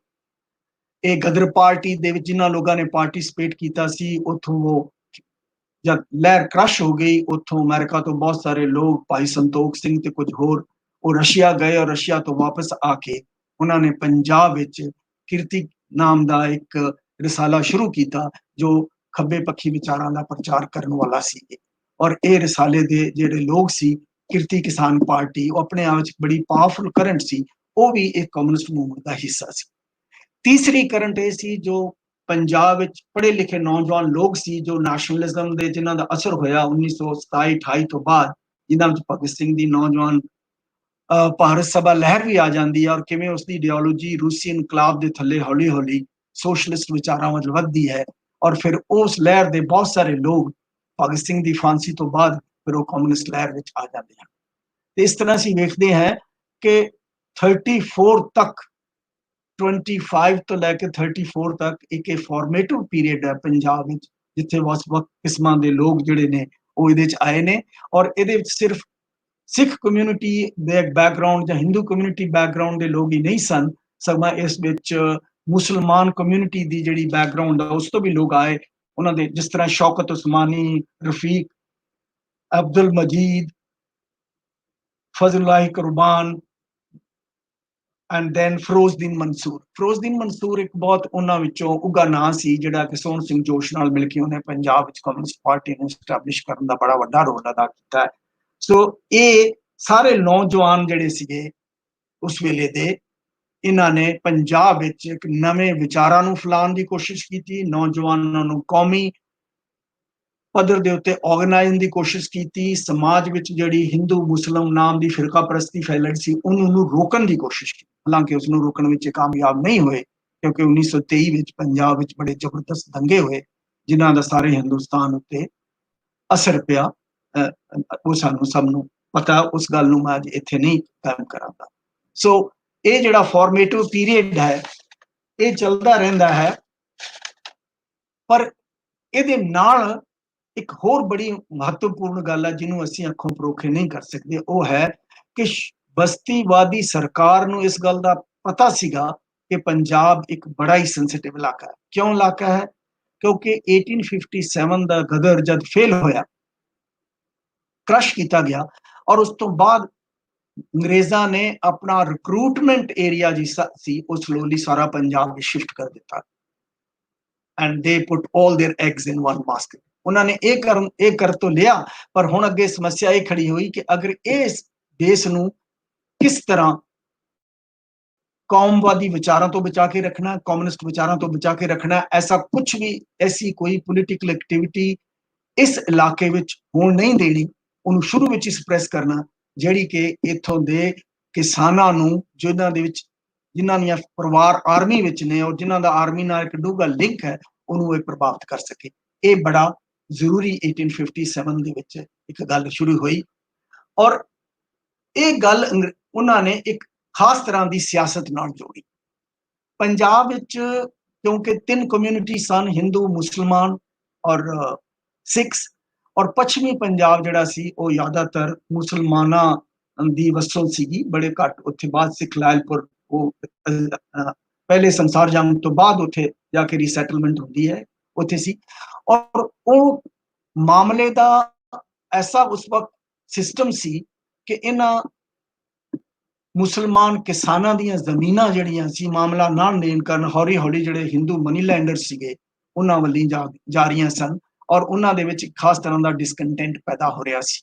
इनफैक्ट इस गल दे बारे च बड़ी इंटरेस्टिंग किताब पहला लिखी SS थॉरबर्न ने, जो 1885 के आस पास छपी, और वो किताब का नाम थी मुसलमान and money lenders in the Punjab, जिहदे विच उन्हें नतीजा कढ़िया कि इस तरह अगर ये हालात चलते गए और इन्होंने रोकया ना गया तो बहुत सारिया किसानों दी जमीनां ने जिहड़ियां वो हिंदू मनी लैंडर्स और कमर्शियल क्लास जिहड़ियां उन्हां कोले चलियां, उन्हां कोले गहने पई जाणगियां, और उन्हां दी लुट खसुट जिहड़ी आ होर डूंगी हुंदी जाएगी, ਔਰ ਇਹਦੇ ਨਾਲ ਪੰਜਾਬੀ ਸਮਾਜ ਵਿੱਚ ਬੜਾ ਜ਼ਬਰਦਸਤ ਡਿਸਕੰਟੈਂਟ ਫੈਲੇਗਾ ਔਰ ਇਹ ਡਿਸਕੰਟੈਂਟ ਜਿਹੜਾ ਅਲਟੀਮੇਟਲੀ ਆਰਮੀ ਨੂੰ ਆਪਣੇ ਕਲਾਵੇ ਵਿੱਚ ਲੈ ਲੇਗਾ ਔਰ ਇਹ ਸਾਡੇ ਅੰਗਰੇਜ਼ੀ ਰਾਜ ਲਈ ਬੜਾ ਖਤਰਨਾਕ ਸਿੱਧ ਹੋ ਸਕਦਾ ਹੈ। ਇਸ ਲਈ ਉਹਨਾਂ ਨੇ ਇੱਕ ਨਵੀਂ ਤਰਤੀਬ ਸੋਚੀ ਔਰ ਉਹਨਾਂ ਨੇ ਪੰਜਾਬ ਨੂੰ ਇੱਕ ਰੂਰਲ ਅਰਬਨ ਏਰੀਆ ਦੇ ਵਿੱਚ ਵੰਡ ਦਿੱਤਾ ਔਰ ਉਹਨਾਂ ਨੇ ਰੂਰਲ ਏਰੀਆ ਜਿਹੜਾ ਸੀਗਾ ਉਹਦੇ ਵਿੱਚ ਜਿਹੜੇ ਲੋਕ ਸੀਗੇ ਉਹਨਾਂ ਨੂੰ ਪ੍ਰਡੋਮੀਨੈਂਸ ਦਿੱਤੀ ਔਰ ਅਰਬਨ ਏਰੀਆ ਸੀ ਔਰ ਅਰਬਨ ਏਰੀਆ ਸੀ ਉਹ ਜ਼ਿਆਦਾਤਰ ਹਿੰਦੂ ਵਸੋਂ ਵਾਲੇ ਸੀ ਔਰ ਉਹੀ ਨੈਸ਼ਨਲਿਸਟ ਸੀ ਔਰ ਉਹੀ ਕਮਰਸ਼ੀਅਲ ਕਲਾਸਿਸ ਸੀ ਔਰ ਉਹੀ ਮਨੀ ਲੈਂਡਰ ਸੀ। ਸੋ ਇੱਕ ਅਜੀਬ ਤਰ੍ਹਾਂ ਦੀ ਸਿਚੁਏਸ਼ਨ ਸੀ ਜਿਹੜੀ ਬਾਕੀ ਮੁਲਕ 'ਚ ਨਹੀਂ ਸੀ ਪਰ ਇਹ ਪੰਜਾਬ ਵਿੱਚ ਸੀਗੀ ਔਰ ਜਿਹਦੇ ਕਾਰਨ ਇਹ ਰੂਰਲ ਅਰਬਨ ਜੋ ਇੱਕ ਖਾਈ ਸੀ ਇਹਦੇ ਤੇ ਬੇਸਡ ਉਹਨਾਂ ਨੇ ਇੱਕ ਨਵੀਂ ਕਿਸਮ ਦੀ ਪੋਲਿਟਿਸਾਈਜੇਸ਼ਨ ਸ਼ੁਰੂ ਕੀਤੀ ਜਿਹਦੇ ਵਿੱਚ ਪੰਜਾਬ ਦੇ ਉੱਗੇ ਜਿਹੜੇ ਲੈਂਡਲॉर्ड ਸੀਗੇ ਖਾਸ ਕਰ ਮੁਸਲਮਾਨ ਲੈਂਡਲॉर्ड ਫਜ਼ਲ ਹੁਸੈਨ ਫਜ਼ਲੀ ਦੈਨ ਸਰ ਸਿਕੰਦਰ ਹਯਾਤ ਛੋਟੂ ਰਾਮ ਉਜਲ ਸਿੰਘ ਤੇ ਹੋਰ ਪ੍ਰੋਮੀਨੈਂਟ ਮੁਸਲਮਾਨ ਸ਼ਹਾਬੁਦੀਨ ਇਹ ਸਭ ਨੇ ਮਿਲ ਕੇ ਇੱਕ ਪਾਰਟੀ ਬਣਾਈ ਜਿਹਦਾ ਨਾਮ ਸੀ ਯੂਨੀਨਿਸਟ ਪਾਰਟੀ ਔਰ ਉਹ ਪਾਰਟੀ ਨੂੰ ਇੱਕ ਇਸ ਤਰ੍ਹਾਂ ਪੇਸ਼ ਕੀਤਾ ਗਿਆ ਕਿ ਜਿਹੜੇ ਕਾਂਗਰਸ ਦਾ ਮਾਸ ਬੇਸ ਹੈ ਸ਼ਹਿਰਾਂ ਵਿੱਚ ਕਮਰਸ਼ੀਅਲ ਕਲਾਸਿਸ ਨੇ ਉਹ ਪੰਜਾਬ ਦੇ ਕਿਸਾਨਾਂ ਨੂੰ ਲੁੱਟ ਕੇ ਉਹਨਾਂ ਦੀਆਂ ਜ਼ਮੀਨਾਂ ਲਾਉਣੀਆਂ ਚਾਹੁੰਦੇ ਨੇ ਔਰ ਉਹਨਾਂ ਨੂੰ ਬਿਲਕੁਲ ਹੀ ਮਜ਼ਦੂਰ ਬਣਾਉਣਾ ਚਾਹੁੰਦੇ ਨੇ ਔਰ ਭੁੱਖੇ ਮਾਰਨਾ ਚਾਹੁੰਦੇ ਨੇ। ਇਹ ਜਿਹੜੀ ਲਹਿਰ ਹੈ ਇਹ ਕਿਸਾਨਾਂ ਦੀ ਲਹਿਰ ਹੈ, ਕਿਸਾਨਾਂ ਦੇ ਹੱਕ ਵਿੱਚ ਲਹਿਰ ਹੈ ਔਰ ਇਹ ਪਾਰਟੀ ਇਹ ਦੇਖੇਗੀ ਕਿ ਕਿਸਾਨਾਂ ਦੇ ਹਿੱਤਾਂ ਨੂੰ ਡਿਫੈਂਡ ਕੀਤਾ ਜਾ ਸਕੇ ਔਰ ਕਿਸੇ ਵੀ ਐਸੀ ਲਹਿਰ ਨੂੰ ਪੰਜਾਬ ਵਿੱਚ ਪਨਪਨ ਨਾ ਦਿੱਤੇ ਜਿਹੜੀ ਕਿ ਕਿਸਾਨਾਂ ਦੇ ਹੱਕਾਂ ਵਿੱਚ ਨਹੀਂ ਜਾਂਦੀ। ਸੋ ਇਹ ਸ਼ੁਰੂ ਵਿੱਚ ਇਹ ਗੱਲ ਹੋ ਗਈ ਕਿ ਕਿਸਾਨਾਂ ਦੇ ਹਿੱਤਾਂ ਦੀ ਰਾਖੀ ਕਰਨ ਵਾਲੀ ਇੱਕ ਪਾਰਟੀ ਪੈਦਾ ਹੋ ਚੁੱਕੀ ਹੈ ਔਰ ਕਮਾਲ ਉਹ ਸੀ ਕਿ ਉਹ ਜਿਹੜੀ ਪਾਰਟੀ ਸੀ ਉਹ ਪਾਰਟੀ ਜਿਹੜੀ ਸੀ ਉਹਦੇ ਪਿੱਛੇ ਇੱਕ ਕਲੋਨੀਅਲ ਸਟੇਟ ਦੀ ਬੜੀ ਵੱਡੀ ਬੈਕਿੰਗ ਸੀ। ਸੋ ਜਦੋਂ ਫਸਟ ਵਰਲਡ ਵਾਰ ਹੋਈ ਵਾਰਡਲੀ ਰਿਕਰੂਟਮੈਂਟ ਸ਼ੁਰੂ ਹੋਈ ਤਾਂ ਇਹ ਜਿਹੜੇ ਲੈਂਡਲॉर्ड ਸੀਗੇ ਸਾਰੇ ਪੰਜਾਬ ਵਿੱਚ ਖਾਸ ਕਰ ਮੁਸਲਮਾਨ ਕਮਿਊਨਿਟੀ ਦੇ ਵੈਸਟ ਏਸ਼ੀਆ 'ਚ ਇਹਨਾਂ ਨੇ ਬੜਾ ਵੱਡਾ ਰੋਲ ਅਦਾ ਕੀਤਾ ਰਿਕਰੂਟਮੈਂਟ ਦੇ ਵਿੱਚ ਆਰਮੀ 'ਚ ਲੋਕਾਂ ਨੂੰ ਭਰਤੀ ਕਰਵਾਉਣ ਦਾ ਔਰ ਉਹਨਾਂ ਨੂੰ ਇੰਸਪਾਇਰ ਕਰਨ ਦਾ ਔਰ ਇਸ ਪ੍ਰੋਸੈਸ ਦੇ ਦੌਰਾਨ ਪੰਜਾਬ ਦੇ ਲੈਂਡਲॉर्ड्स ਔਰ ਕਲੋਨੀਅਲ ਸਟੇਟ ਬਿਊਰੋਕ੍ਰੇਸੀ ਔਰ ਆਰਮੀ ਵਿੱਚ ਬੜਾ ਸੰਬੰਧ ਬਣੇ, ਤਿੱਖੇ ਸੰਬੰਧ ਬਣੇ, ਚੰਗੇ ਸੰਬੰਧ ਬਣੇ, ਤਾਲਮੇਲ ਬਣਿਆ ਜਿਹਦੇ ਵਿੱਚ ਕਲੋਨੀਅਲ ਸਟੇਟ ਜਿਹੜੀ ਸੀ ਇਸ ਪਾਰਟੀ ਨੂੰ ਪੈਟਰਨਾਈਜ਼ ਕਰਦੀ ਸੀ। ਇਹ ਪਾਰਟੀ ਜਿਹੜੀ ਸੀ ਇਹ ਪੰਜਾਬ ਦੇ ਕਿਸਾਨਾਂ ਦੇ ਹੱਕ ਜਿਹੜੇ ਸੀਗੇ ਆਰਥਿਕ ਹੱਕ ਉਹਨਾਂ ਨੂੰ ਉੱਤੇ ਪਹਿਰਾ ਦੇਣ ਵਾਸਤੇ ਤਿਆਰ ਰਹਿੰਦੀ ਸੀ ਔਰ ਉਸੇ ਵਕਤ ਇਹ ਜੋ ਨੈਸ਼ਨਲਿਸਟ ਵਿਚਾਰ ਸੀਗੇ ਉਹਨਾਂ ਦਾ ਵਿਰੋਧ ਕਰਦੀ ਸੀ ਤਾਂ ਕਿ ਨੈਸ਼ਨਲਿਸਟ ਵਿਚਾਰ ਪੰਜਾਬ ਵਿੱਚ ਪਹੁੰਚ ਨਾ ਸਕਣ। ਸੋ ਇਹ ਸਾਰੀ ਅਰੇਂਜਮੈਂਟ ਇੱਕ ਐਸੀ ਸੀ ਕਿ ਕਾਂਗਰਸ ਜਿਹੜੀ ਸੀ ਉਹ ਆਪਣੇ ਮਾਸ ਬੇਸ ਕਮਰਸ਼ੀਅਲ ਕਲਾਸਿਸ ਦੇ ਵਿੱਚ ਹੋਣ ਕਰਕੇ ਪੰਜਾਬ ਦੇ ਪਿੰਡੂ ਇਲਾਕੇ ਵਿੱਚ ਨੈਸ਼ਨਲਿਜ਼ਮ ਪਹੁੰਚਾਉਣ ਤੋਂ ਅਸਮਰੱਥ ਸੀ।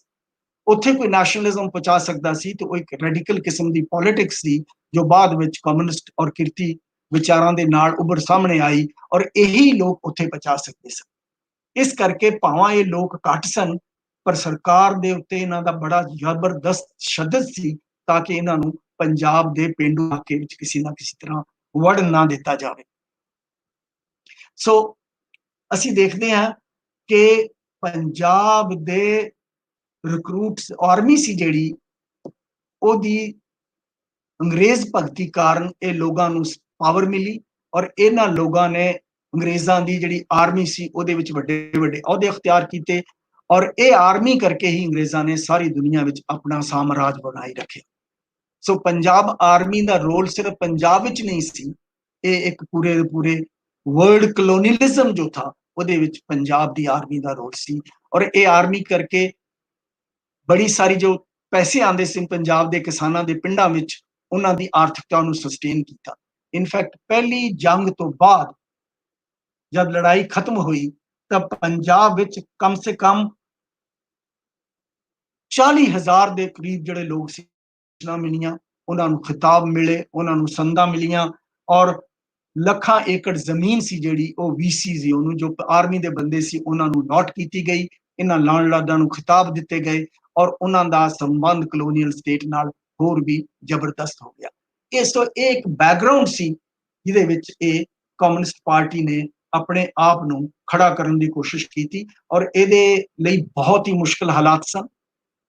और ये बहुत सारे मुश्किल हालातों के कारण ये जिहड़ी लहर सीगी इहने अपने आप नूं तशद्दद चले, बड़ा मुश्किलों में पिया, लोगों ने अपनी जाना तक कुर्बान कीतियां, इन्हां दे परिवार उजड़ गए। तो ये कम्युनिस्टां दी एक बड़ी ही मुश्किल जर्नी सी जिहड़ी कि 30 तो लैके 1947 तक चली। असल विच कम्युनिस्ट लहरां जिहड़ियां शुरू होईयां किसानी दियां, वो 1929 का जिहड़ा मंदवाड़ा आया, economic world wide economic crisis हुई, जिन्होंने स्लंप कहने हैं, जिहदा हुण भी बड़ा लोगों ने नाम लिया 208 विच भी, कि उस तरह के हालात दुनिया फिर पैदा हो रहे हैं जिस तरह 1929-30 विच होए सन। ਉਹਦੇ ਕਾਰਨ ਕੀ ਹੋਇਆ कि किसानां ਦੀਆਂ ਜਿਹੜੀਆਂ ਫਸਲਾਂ ਸੀ ਉਹਨਾਂ ਦੇ ਭਾਅ कम से कम ਅੱਧੇ ਰਹਿ ਗਏ। ਅੱਗੇ ਜੇ ਕਪਾਹ 10 रुपए ਮਣ ਵਿਕਦੀ ਸੀ तो 5 रुपए रह गई, कणक जे 6 रुपए मण विकदी सी 3 रुपए रह गई। इथों हालत इन्नी बुरी हुई कि किसान अपना मामला तक देने वास्ते सौख ना नहीं दे सकते सी। कई हालतों में तो पिंडां दे जिहड़े नंबरदार सी वो मामला इकट्ठा नहीं कर सके और इस कारण सरकारां ने उन्होंने जेल भेजने की कोशिश भी की और उन्होंने कहा कि साडा कसूर नहीं, किसानी की बड़ी बुरी हालत है। कुछ इस बैकग्राउंड दे विच फिर 1934-35 तो कम्युनिस्ट लहर जिहड़ी है वो किसान जानी शुरू हुई, पर वो गई किस तरह पिंडां? सिर्फ वो उत्थे गई जिथे अकाली लहर ने पहला एक रेडिकल बेस तैयार किया होया सी, जिन्हां विच मिलीटेंट अकाली लोग सीगे, उन्होंने कम्युनिस्टां नूं अपने पिंडां विच मिलाना, उत्थे कॉन्फ्रेंसां करवाणियां, उत्थे अपने किस्म दा सैल बनाने शुरू कीते। इस तरह वो इहो जे पिंड पंजाब विच उके दुके पैदा होए जिहड़े जिन्हां नूं कम्युनिस्ट पिंड कहा जांदा सी, रेड विलेजेस पैदा होए इधर से। और ये इस करके होया क्योंकि सेंट्रल पंजाब विच 1920 विच ये पावरफुल मूवमेंट जो अकाली लहर सी, इहदी पोलिटिसाइजेशन पहली वार पिंडां विच होई। इहो जी पोलिटिसाइजेशन वैस्ट पाकिस्तान दे किसी पिंडां विच नहीं हुई सी और उत्थे इस तरह के लोगों नूं, कम्युनिस्ट विचारां नूं इनवाइट करने वाला जो उन्हां दीयां कॉन्फ्रेंस करने वाला कोई नहीं सीगा। ये काम बड़ा ही मुश्किल सीगा उत्थे करन दा, पर ये सारा इस करके जिहड़े लेफ्ट विंग विचार सी वो सेंट्रल पंजाब दे उन्हां इलाकिਆਂ 'ਚ रहे जिथे सिखां दा प्रभाव सी जां अकाली मूवमेंट दा प्रभाव सी या जिथे नैशनलिज्म सी। सो अकाली लहर, कौमी लहर ते कम्युनिस्ट लहर, ये तिन्ने लहरां आपस विच ओवरलैप कीतियां सेंट्रल पंजाब विच। और ये अकाली लहर वर्गी कोई लहर मुसलमानां विच डेमोक्रेसी दी लहर चली नहीं सी, इस करके उत्थे वैस्ट पंजाब विच ना तां इन्ना कोई नैशनलिज्म दा असर होया और ना ही उत्थे कोई कम्युनिस्टां दा इन्ना असर हो पाया।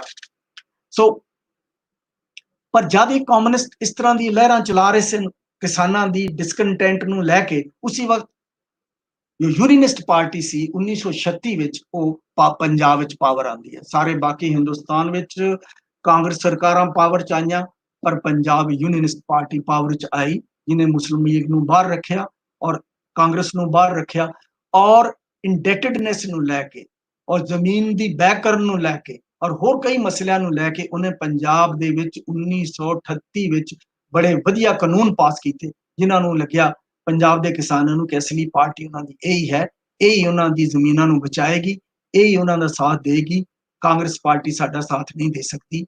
कम्युनिस्टां ने उन्होंने बड़ा क्रिटिसाइज करने की कोशिश की, पर तां भी उन्होंने लग्या कि कम्युनिस्ट जिहड़े ने ये ठीक है साडे गुस्से नूं रिप्रजेंट करते हैं, ठीक है सरकार दे उत्ते साडे नाल मिल के दबाव पाते हैं, पर जिहड़ी पार्टी कोले ताकत है, सत्ता है और जो पार्टी साडे लिए कुछ करन दे योग है, वो पार्टी सिर्फ यूनियनिस्ट पार्टी है।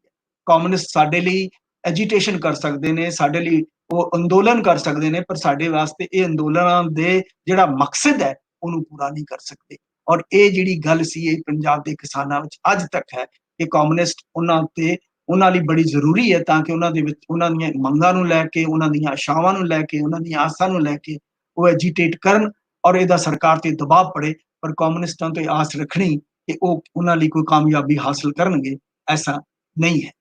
सो इस बैकग्राउंड के दौरान 1937, 38, 39, 40 विच वख-वख इलाकों ते पंजाब विच जिहड़ियां लहरां जिहड़ियां चलियां।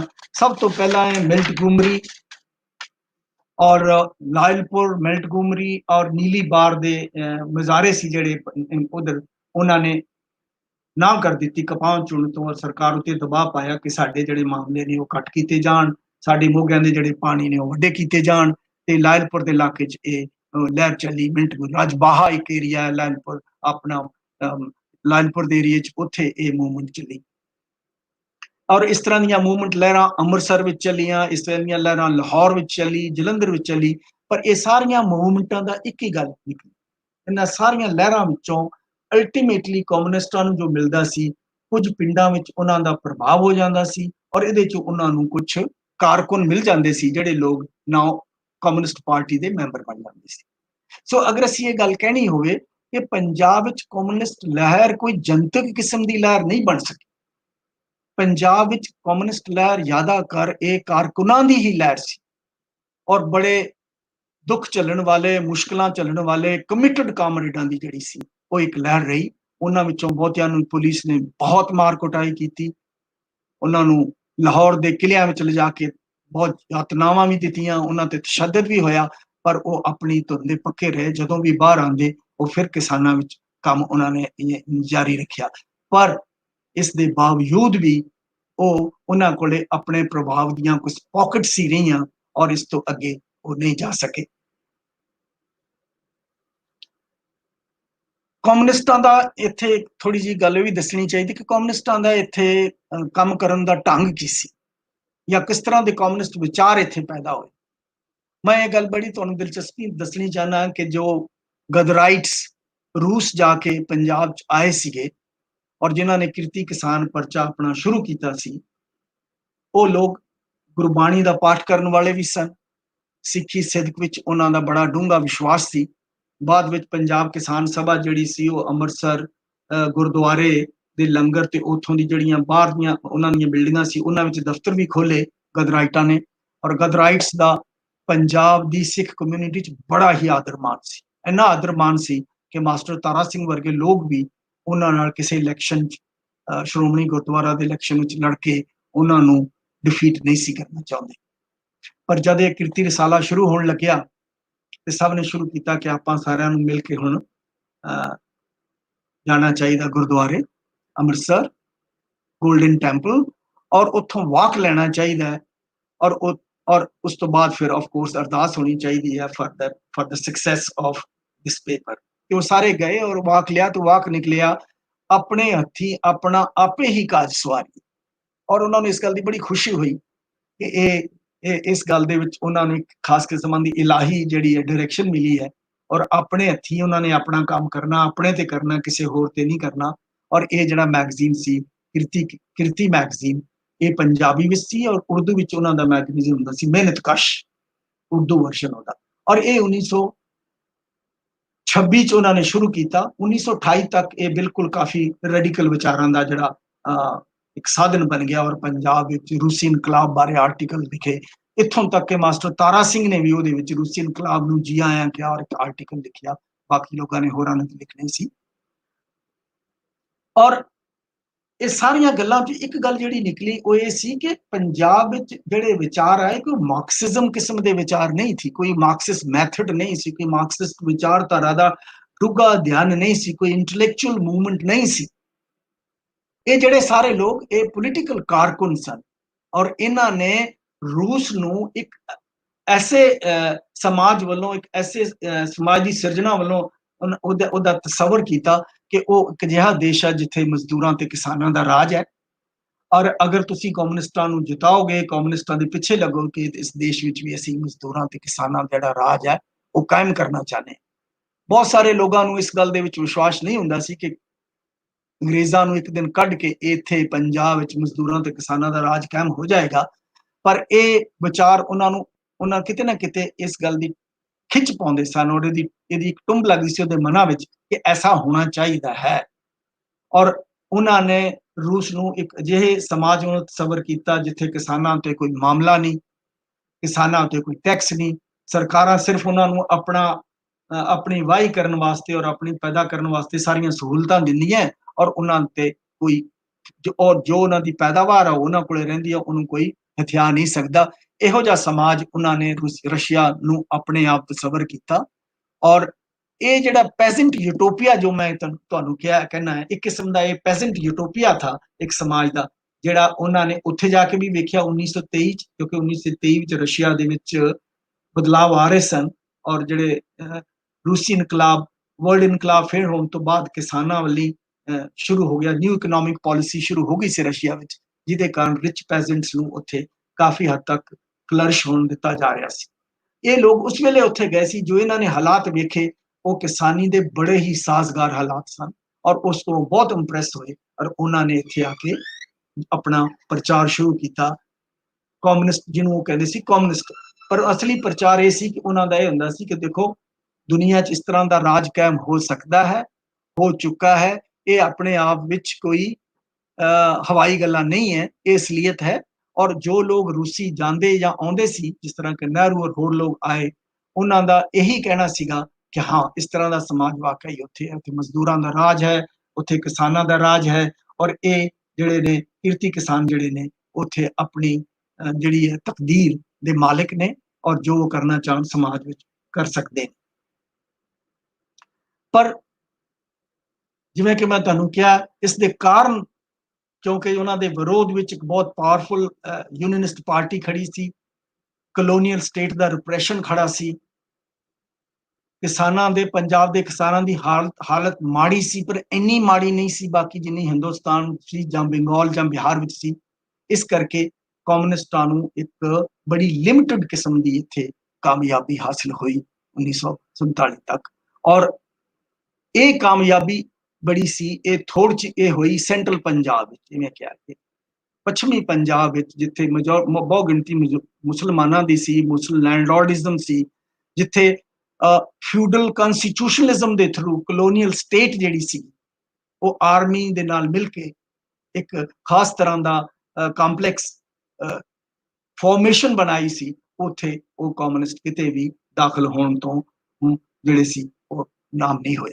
ਔਰ ਇਸ ਪੰਜਾਬ ਵਿੱਚ ਵੀ ਕਿਉਂਕਿ ਕਮਿਊਨਿਸਟਾਂ ਦੇ ਵਿੱਚ ਉਹਨਾਂ ਨੇ ਇਨ ਬਿਨ ਰੂਸੀ ਇਨਕਲਾਬ ਨੂੰ ਔਰ ਕਾਪੀ ਕਰਨ ਦੀ ਕੋਸ਼ਿਸ਼ ਕੀਤੀ, ਔਰ ਉਹਨਾਂ ਨੂੰ ਨਾਸਤਿਕ ਕਾਲੀਆਂ ਨੇ ਨਾਸਤਿਕ ਕਹਿ ਕੇ ਭੰਡਿਆ ਕਿ ਲੋਕ ਤੇ ਧਰਮ ਵਿਸ਼ਵਾਸ ਨਹੀਂ ਕਰਦੇ, ਇਹਨਾਂ ਦਾ ਰੱਬ ਵਿੱਚ ਕੋਈ ਯਕੀਨ ਨਹੀਂ, ਇਹ ਨਾਸਤਿਕ ਲੋਕ ਨੇ, ਔਰ ਨਾਸਤਿਕ ਲੋਕਾਂ ਦਾ ਜਿਹੜਾ ਹੈ ਇਹ ਜਿਹੜੇ ਪੰਜਾਬ ਵਿੱਚ ਆ ਗਏ ਤੇ ਗੁਰਦੁਆਰਿਆਂ ਨਾਲ ਕੀ ਹੋਏਗਾ ਤੁਹਾਨੂੰ ਪਤਾ ਨਹੀਂ। ਇਸ ਕਰਕੇ ਖਾਸ ਤਰ੍ਹਾਂ ਦਾ ਪੰਜਾਬ ਦੇ ਕਿਸਾਨਾਂ ਦੇ ਮਨਾਂ ਵਿੱਚ ਡਰ ਵੀ ਪੈਦਾ ਕੀਤਾ ਗਿਆ, ਔਰ ਇਸ ਕਰਕੇ ਬਹੁਤ ਸਾਰੇ ਪੰਜਾਬ ਦੇ ਕਿਸਾਨ ਕਮਿਊਨਿਸਟਾਂ ਨਾਲ ਉਹਨਾਂ ਦੀ ਹਮਦਰਦੀ ਸੀ, ਪਰ ਬਹੁਤ ਸਾਰੇ ਲੋਕ ਜਿਹੜਾ ਮੌਕਾ ਆਉਂਦਾ ਸੀ ਇਲੈਕਸ਼ਨ ਦਾ ਜਾਂ ਇਸ ਤਰ੍ਹਾਂ ਦਾ, ਉਹ ਸ਼੍ਰੋਮਣੀ ਗੁਰਦੁਆਰਾ ਪ੍ਰਬੰਧਕ ਕਮੇਟੀ ਜਾਂ ਅਕਾਲੀ ਪਾਰਟੀ ਨੂੰ ਵੋਟ ਦਿੰਦੇ ਸਨ ਜਾਂ ਕਾਂਗਰਸ ਨੂੰ ਵੋਟ ਦਿੰਦੇ ਸਨ।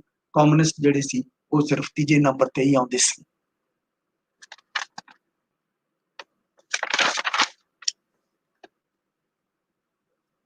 ਸੋ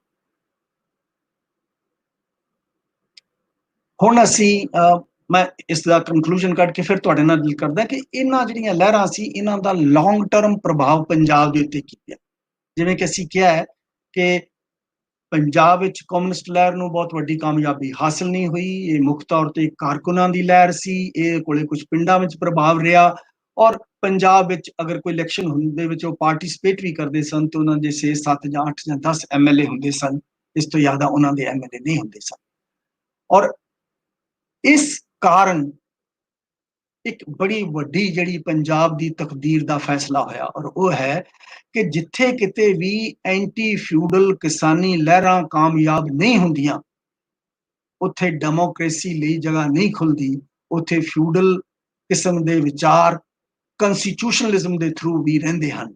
ਔਰ ਇਹੀ ਕਾਰਨ ਹੈ ਕਿ ਪੰਜਾਬ ਜਿਹਨੂੰ ਕਿ ਅਸੀਂ ਅੱਜ ਪਾਕਿਸਤਾਨ ਕਹਿੰਦੇ ਹਾਂ, ਉਹੀ ਰਿਲੇਸ਼ਨਸ਼ਿਪ ਫਿਊਡਲ ਕਨਸਟੀਟਿਊਸ਼ਨਲਿਜ਼ਮ ਦੇ ਥਰੂ ਲੈਂਡਲॉर्डिज्म है, आर्मी है और समाज है, और सारे समाज का ये 1920 तो ही किस्म का मिलिटराइजेशन जिहड़ा कल्चर है। सो पंजाबी समाज वैस्ट पाकिस्तान विच ज़्यादा अथॉरिटेरियनिज्म है, और अथॉरिटेरियन फोर्सेस उत्थे बहुत स्ट्रोंग ने, और उत्थे जिहड़ियां एंटी फ्यूडल फोर्सेस ने दे आर इंट्रेंच्ड, क्योंकि डेमोक्रेटिक लहर जिहड़ी किसानां दी एंटी फ्यूडल लहर उत्थे बिल्कुल पैदा नहीं हुई, जो हुई तो बड़ी मामूली किस्म की थोड़े जे पिंडां विच पैदा हुई। पर पंजाब दे विच ईस्ट पंजाब विच क्योंकि अकाली लहर ने बहुत सारे लोगों को डेमोक्रेटिक प्लेटफॉर्म दे उत्ते मोबिलाइज किया, ਬਾਅਦ ਵਿੱਚ ਕਾਂਗਰਸ ਨੇ ਵੀ ਉਹ ਡੈਮੋਕ੍ਰੇਸਿਕ ਮੂਵਮੈਂਟ ਨੂੰ ਅੱਗੇ ਵਧਾਉਣ ਦੀ ਕੋਸ਼ਿਸ਼ ਕੀਤੀ। ਕਮਿਊਨਿਸਟਾਂ ਨੇ ਵੀ ਇਸ ਪੰਜਾਬ ਵਿੱਚ ਐਂਟੀ ਫਿਊਡਲ ਜਿਹੜੇ ਵਿਚਾਰ ਸੀ, ਲਹਿਰ ਤੇ ਭਾਵਾਂ ਨਹੀਂ ਕਾਇਮ ਕਰ ਸਕੇ, ਪਰ ਐਂਟੀ ਫਿਊਡਲ ਵਿਚਾਰ ਫੈਲਾਉਣ ਵਿੱਚ ਉਹਨਾਂ ਦਾ ਬੜਾ ਵੱਡਾ ਹੱਥ ਹੈ। ਔਰ ਇਹੀ ਕਾਰਨ ਹੈ ਕਿ ਈਸਟ ਪੰਜਾਬ ਵਿੱਚ ਸੈਮੀ ਅਥੋਰਿਟੇਰੀਅਨ ਕਾइंड ऑफ सोसाइटी है और ये कोई प्योरली डेमोक्रेटिक सोसाइटी नहीं। वाइल वैस्ट पंजाब ਦੇ ਅਸੀਂ ਦੇਖਦੇ ਹਾਂ ਕਿ ਉਹ ਫਿਊਡਲਿਜ਼ਮ ਇੰਟ੍ਰੈਂਚਡ ਹੈ ਔਰ ਇਹਦੇ ਸਾਰੇ ਜਿਹੜੇ ਕਾਰਨ ਨੇ ਇਹਨਾਂ ਪਿੱਛੇ ਇਸ ਇਲਾਕੇ ਵਿੱਚ ਐਂਟੀ ਫਿਊਡਲ ਕਿਸਾਨਾਂ ਦੀਆਂ ਲਹਿਰਾਂ ਦਾ ਪੈਦਾ ਨਾ ਹੋਣਾ, ਉਹਨਾਂ ਦਾ ਵੱਧ ਚੜ ਕੇ ਕਿਸਾਨਾਂ ਦਾ ਐਂਟੀ ਫਿਊਡਲ ਵਿਚਾਰਾਂ ਤੋਂ ਪ੍ਰਭਾਵਿਤ ਨਾ ਹੋਣਾ ਔਰ ਇਹਦਾ ਕਾਰਨ ਹੈ। ਸੋ ਇਨਫੈਕਟ ਇੱਕ ਕਿਸਮ ਦਾ ਰੂਲ ਹੈ ਕਿ ਜਿੱਥੇ ਜਿੱਥੇ ਇਤਿਹਾਸਿਕ ਰੂਲ ਹੈ ਕਿ ਜਿੱਥੇ ਜਿੱਥੇ ਪੈਜ਼ੈਂਟ ਮੂਵਮੈਂਟਸ ਐਂਟੀ ਫਿਊਡਲ ਵਿਚਾਰਧਾਰਾ ਨੂੰ ਲੈ ਕੇ ਕਾਮਯਾਬ ਨਹੀਂ ਹੁੰਦੀਆਂ, ਵਿਸ਼ਾਲ ਪੈਮਾਨੇ ਤੇ ਖੜੀਆਂ ਨਹੀਂ ਹੁੰਦੀਆਂ, ਉਹ ਸਮਾਜ ਨੂੰ ਡੈਮੋਕ੍ਰੇਟਾਈਜੇਸ਼ਨ ਵਿੱਚ ਬੜੀਆਂ ਤਕਲੀਫਾਂ ਆਉਂਦੀਆਂ ਨੇ। ਔਰ ਅੱਜ ਦਾ ਪੰਜਾਬ ਜਿਹੜਾ ਹੈ, ਈਸਟ ਪੰਜਾਬ ਤੇ ਵੈਸਟ ਪੰਜਾਬ, ਇਸ ਡੈਮੋਕ੍ਰਾਈਜੇਸ਼ਨ ਦੀ ਪ੍ਰਬਲਨ ਦੇ ਉੱਤੇ ਖੜਾ ਹੈ। ਔਰ ਇਹਦਾ ਕਾਰਨ ਇਹ ਹੈ ਕਿ ਇਸ ਪੰਜਾਬ ਵਿੱਚ ਵੀ, ਜੇ ਉਸ ਪੰਜਾਬ ਵਿੱਚ ਫਿਊਡਲਿਜ਼ਮ ਬੜਾ ਸਟਰੋਂਗ ਹੈ ਤੇ ਇਸ ਪੰਜਾਬ ਵਿੱਚ ਵੀ 1947 ਤੋਂ ਬਾਅਦ ਬੜੀ ਜ਼ਬਰਦਸਤ ਕੈਪੀਟਲਿਸਟ ਡਿਵੈਲਪਮੈਂਟ ਹੋਈ ਆ ਔਰ 60 ਤੋਂ ਬਾਅਦ ਬਹੁਤ ਜ਼ਬਰਦਸਤ ਹੋਈ ਆ ਔਰ ਪੰਜਾਬ ਦੇ ਕਿਸਾਨਾਂ ਦਾ ਇਸ ਈਸਟ ਪੰਜਾਬ ਵਿੱਚ ਬੜਾ ਬੁਰਾ ਹਾਲ ਹੈ। ਇਸ ਵਿੱਚੋਂ ਬੜੀਆਂ ਜ਼ਬਰਦਸਤ ਲਹਿਰਾਂ ਨਿਕਲੀਆਂ ਨੇ। ਪਿੰਡਰਾਂ ਵਾਲੇ ਇਸੀ ਲਹਿਰ ਦੀ ਦੇਣ ਹੈ ਔਰ ਉਹ ਵੀ ਇੱਕ ਕਿਸਮ ਦੀ ਕੋਈ ਡੈਮੋਕ੍ਰੈਟਿਕ ਵਿਚਾਰਧਾਰਾ ਲੈ ਕੇ ਨਹੀਂ ਆਇਆ, ਉਹ ਇੱਕ ਕਿਸਮ ਦੀ ਅਥੋਰਿਟੇਰੀਅਨ ਐਂਗਰ ਜਿਹੜਾ ਕਿਸਾਨੀ ਦੇ ਵਿਚਾਰਾਂ ਦਾ ਹੈ, ਜਿਨ੍ਹਾਂ ਦਾ ਅਖੜਪੁਣਾ ਹੈ, ਉਹਨਾਂ ਦਾ ਅੜਬਪੁਣਾ ਹੈ, ਉਹਨਾਂ ਦਾ ਜੋਸ਼ ਹੈ, ਉਹਨੂੰ ਐਕਸਪ੍ਰੈਸ ਕਰਨ ਦੀ ਕੋਸ਼ਿਸ਼ ਕੀਤੀ ਔਰ ਕਿਸਮ ਦਾ ਸਰਕਾਰ ਨੂੰ ਚੈਲੰਜ ਕਰਨ ਦੀ ਕੋਸ਼ਿਸ਼ ਕੀਤੀ। ਪਰ ਉਹਨਾਂ ਦਾ ਏਜੰਡਾ ਵੀ ਡੈਮੋਕ੍ਰੈਟਿਕ ਨਹੀਂ ਸੀ, ਉਹ ਵੀ ਏਜੰਡਾ ਇੱਕ ਆਇਡੈਂਟੀਟੀ ਦੀ ਮੂਵਮੈਂਟ ਉੱਤੇ ਚੱਲਿਆ। ਡੈਮੋਕ੍ਰੇਸੀ ਦੇ ਉਹਦਾ ਪ੍ਰੋਗਰਾਮ ਬਿਲਕੁਲ ਹੱਥ ਨਹੀਂ ਲਗਾਇਆ ਕਿਸਾਨਾਂ ਦੀਆਂ ਵੋਟਾਂ ਨੇ। ਉਸੀ ਤਰ੍ਹਾਂ ਜਿਸ ਤਰ੍ਹਾਂ ਵੈਸਟ ਪੰਜਾਬ ਵਿੱਚ ਵੀ 1947 ਤੋਂ ਪਹਿਲਾਂ ਔਰ ਬਾਅਦ ਸਿਰਫ ਆਇਡੈਂਟੀਟੀ ਪੋਲਿਟਿਕਸ ਨੂੰ ਲੈ ਕੇ ਹੀ ਸਾਰਾ ਕੁਝ ਚੱਲ ਰਿਹਾ ਹੈ। ਔਰ ਜਿੱਥੇ ਜਿੱਥੇ ਆਇਡੈਂਟੀਟੀ ਪੋਲਿਟਿਕਸ ਹੁੰਦੀ ਹੈ ਉੱਥੇ ਉੱਥੇ ਕਿ ਡੈਮੋਕ੍ਰੈਟਿਕ ਫੋਰਸਾਂ ਪਿੱਛੇ ਰਹਿ ਜਾਂਦੀਆਂ ਨੇ, ਉਹਨਾਂ ਨੂੰ ਜਗ੍ਹਾ ਨਹੀਂ ਮਿਲਦੀ ਸਮਾਜ ਵਿੱਚ। ਜਾਂ ਇਹ ਕਹਿਣਾ ਚਾਹੀਦਾ ਹੈ ਕਿ ਆਇਡੈਂਟੀਟੀ ਪੋਲਿਟਿਕਸ ਜਿਹੜੀ ਹੈ ਉਹ ਡੈਮੋਕ੍ਰੈਟਿਕ ਲਹਿਰਾਂ ਨੂੰ ਦਬਾ ਕੇ ਰੱਖਣ ਦੀ ਹੀ ਇੱਕ ਕਿਸਮ ਦਾ ਢੰਗ ਹੈ। ਔਰ ਇਹ ਢੰਗ ਜਿਹੜਾ ਸੀਗਾ ਇਹ ਪੰਜਾਬ ਵਿੱਚ, ਇਸ ਪੰਜਾਬ ਵਿੱਚ ਭਿੰਡਰਾਂਵਾਲੇ ਦੀ ਲਹਿਰ ਦੇ ਥਰੂ ਰਿਪਰੈਜ਼ੈਂਟ ਹੋਇਆ।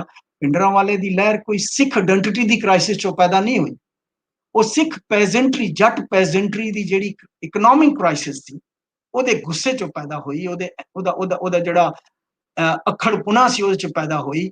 ਉਹਨੂੰ ਜਿਹੜਾ ਲੱਗਿਆ ਕਿ ਸਰਕਾਰ ਜਿਹੜਾ ਸੈਂਟਰ ਸਾਡੇ ਨਾਲ ਵਿਤਕਰਾ ਕਰ ਰਿਹਾ ਉਹਦੇ ਚੋਂ ਪੈਦਾ ਹੋਈ।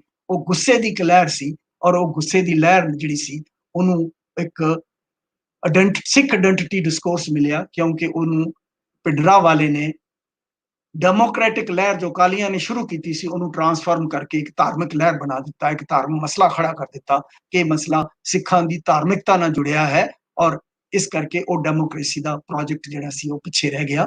ਅੱਜ ਅਸੀਂ ਦੋਵਾਂ ਪੰਜਾਬਾਂ ਵਿੱਚ ਇੱਧਰ ਤੇ ਉੱਧਰ ਇਸੇ ਹੀ ਤਰ੍ਹਾਂ ਦੀ ਆਇਡੈਂਟੀਟੀ ਪੋਲਿਟਿਕਸ ਵਿੱਚ ਉਲਝੇ ਹੋਏ ਹਾਂ। ਇੱਥੇ ਮੈਂ ਇਹ ਕਨਕਲੂਜਨ ਤੋਂ ਬਾਅਦ ਇਹ ਲੈਕਚਰ ਬੰਦ ਕਰਦਾ ਔਰ ਹੋ ਸਕਦਾ ਦੋਸਤਾਂ ਦੇ ਮਨਾਂ ਵਿੱਚ ਕੁਝ ਵਿਚਾਰ ਆਏ ਹੋਣ, ਉਹਨਾਂ ਨੂੰ ਅਸੀਂ ਸਾਂਝਾ ਕਰ ਸਕਦੇ ਹਾਂ।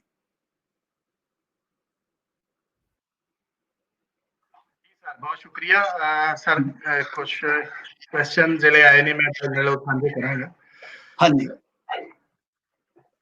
ਇੱਕ ਤੇ ਸਰ ਜਿਹੜਾ ਕੁਐਸਚਨ ਅਸੀਂ ਤੁਹਾਡੇ ਨਾਲ ਗੱਲ ਕਰਾਂਗੇ ਉਹ ਇਹ ਕਿ ਜਿਹੜਾ ਲੋਕ ਰਸ਼ੀਆ ਤੋਂ ਆਏ ਔਰ ਇੱਥੇ ਆ ਕੇ ਉਹਨਾਂ ਨੇ ਕੰਮ ਕੀਤਾ, ਤੇ ਇੱਕ ਖਾਸ ਕਿਸਮ ਦੇ ਐਂਗਲ ਦੇ ਨਾਲ ਅਸੀਂ ਪਿਛਲੇ ਲੈਕਚਰ 'ਚ ਵੀ ਗੱਲ ਕੀਤੀ ਸੀ ਕਿ ਕਿਹਾ ਗਿਆ ਕਿ ਇੱਥੇ ਦੀ ਜਿਹੜੀ ਲਹਿਰਾਂ ਸਨ ਉਹਦੇ ਵਿੱਚ ਜ਼ਿਆਦਾਤਰ ਰਸ਼ੀਅਨ ਫੰਡਡ ਲਹਿਰਾਂ ਚੱਲੀਆਂ ਜਾਂ ਰਸ਼ੀਆ ਵੱਲੋਂ ਉਹਨਾਂ ਨੂੰ ਫੰਡ ਮਿਲਦਾ ਸੀ। ਇੱਕ ਆਮ ਗੱਲ ਹੈ ਤੇ ਲੇਕਿਨ ਇੱਥੇ ਇਹ ਵੀ ਗੱਲ ਹੁੰਦੀ ਹੈ ਕਿ 1907 ਵਿੱਚ ਜਦੋਂ ਜਲਸਾ ਇੱਥੇ ਲੈਲਪੁਰ 1907 ਚ ਇਨਕਲਾਬ 1917 ਵਿੱਚ ਹੁੰਦਾ ਹੈ ਤੇ ਰਸ਼ੀਅਨ ਇਨਕਲਾਬ, ਤੇ ਦੂਜੇ ਨੰਬਰ ਤੇ ਇਸ ਤਰ੍ਹਾਂ ਦਾ ਕੋਈ ਪ੍ਰੂਫ ਵੀ ਨਹੀਂ ਹੈ, ਜਦ ਕਿ ਉਹਨਾਂ ਦੀਆਂ ਆਪਣੀਆਂ ਜਿਹੜੀਆਂ ਫਾਈਲਾਂ ਨੇ ਜਿਹੜੀਆਂ ਉਹਨਾਂ ਨੇ ਬਣਾਈਆਂ ਸੀਕ੍ਰੇਟ ਰਿਪੋਰਟਸ ਉਹ ਪੜ੍ਹੀਏ ਤਾਂ ਉਹਦੇ ਵਿੱਚ ਸਕਲਤ ਵਾਲੇ ਦਾ ਜ਼ਿਕਰ ਆਉਂਦਾ ਹੈ ਲੇਕਿਨ ਕੋਈ ਰਸ਼ੀਅਨ ਫੰਡਿੰਗ ਦਾ ਨਹੀਂ, ਯਾਨੀ ਗ੍ਰੇਟ ਬ੍ਰਿਟਨ ਕਮਿਊਨਿਸਟ ਪਾਰਟੀ ਦਾ ਤੇ ਜ਼ਿਕਰ ਆਂਦਾ ਹੈ ਕਿ ਉਹਨਾਂ ਨੇ ਫੰਡ ਕੀਤਾ ਇੱਥੇ, ਕਿਰਤੀ ਪਾਰਟੀ ਨੂੰ ਕੀਤਾ, ਵਰਕਰ ਐਂਡ ਪੀਸਨ ਪਾਰਟੀ ਨੂੰ ਵੀ ਕੀਤਾ, ਔਰ ਉਹ ਸ਼ਾਹਪੁਰ ਸੰਗਲਤ ਵਾਲਾ ਦੇ ਰਾਹੀਂ ਕੀਤਾ ਗਿਆ।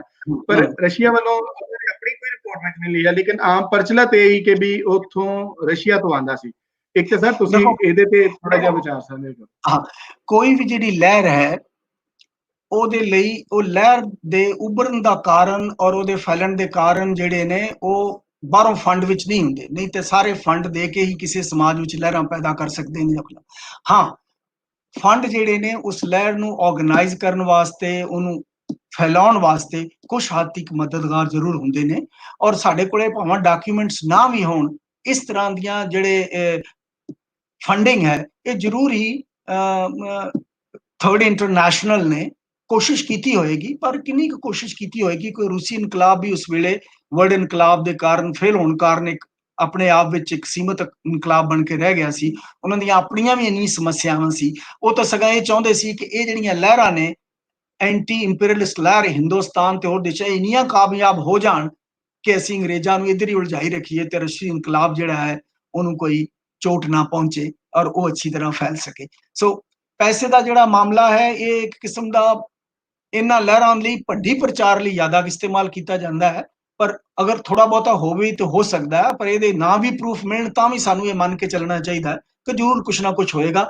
ਪਰ ਇਹ ਪੈਸੇ ਦੇ ਕਾਰਨ ਹੀ ਜਿਹੜੇ ਇਹ ਮੂਵਮੈਂਟਾਂ ਸ਼ੁਰੂ ਨਹੀਂ ਹੋਈਆਂ, ਜਿਨ੍ਹਾਂ ਲੋਕਾਂ ਨੇ ਤਸ਼ੱਦਦ ਝੱਲੇ, ਜੇਲ੍ਹਾਂ ਗਈਆਂ, ਪੁਲਿਸ ਵਾਲਿਆਂ ਤੋਂ ਡਾਂਗਾਂ ਖਾਧੀਆਂ, ਆਪਣੇ ਪਰਿਵਾਰ ਉਜਾੜ ਦਿੱਤੇ, ਉਹਨਾਂ ਦੀਆਂ ਜ਼ਮੀਨਾਂ ਕੁਰਕ ਹੋ ਗਈਆਂ, ਉਹਨਾਂ ਦੀਆਂ ਫਸਲਾਂ ਕੁਰਕ ਹੋ ਗਈਆਂ।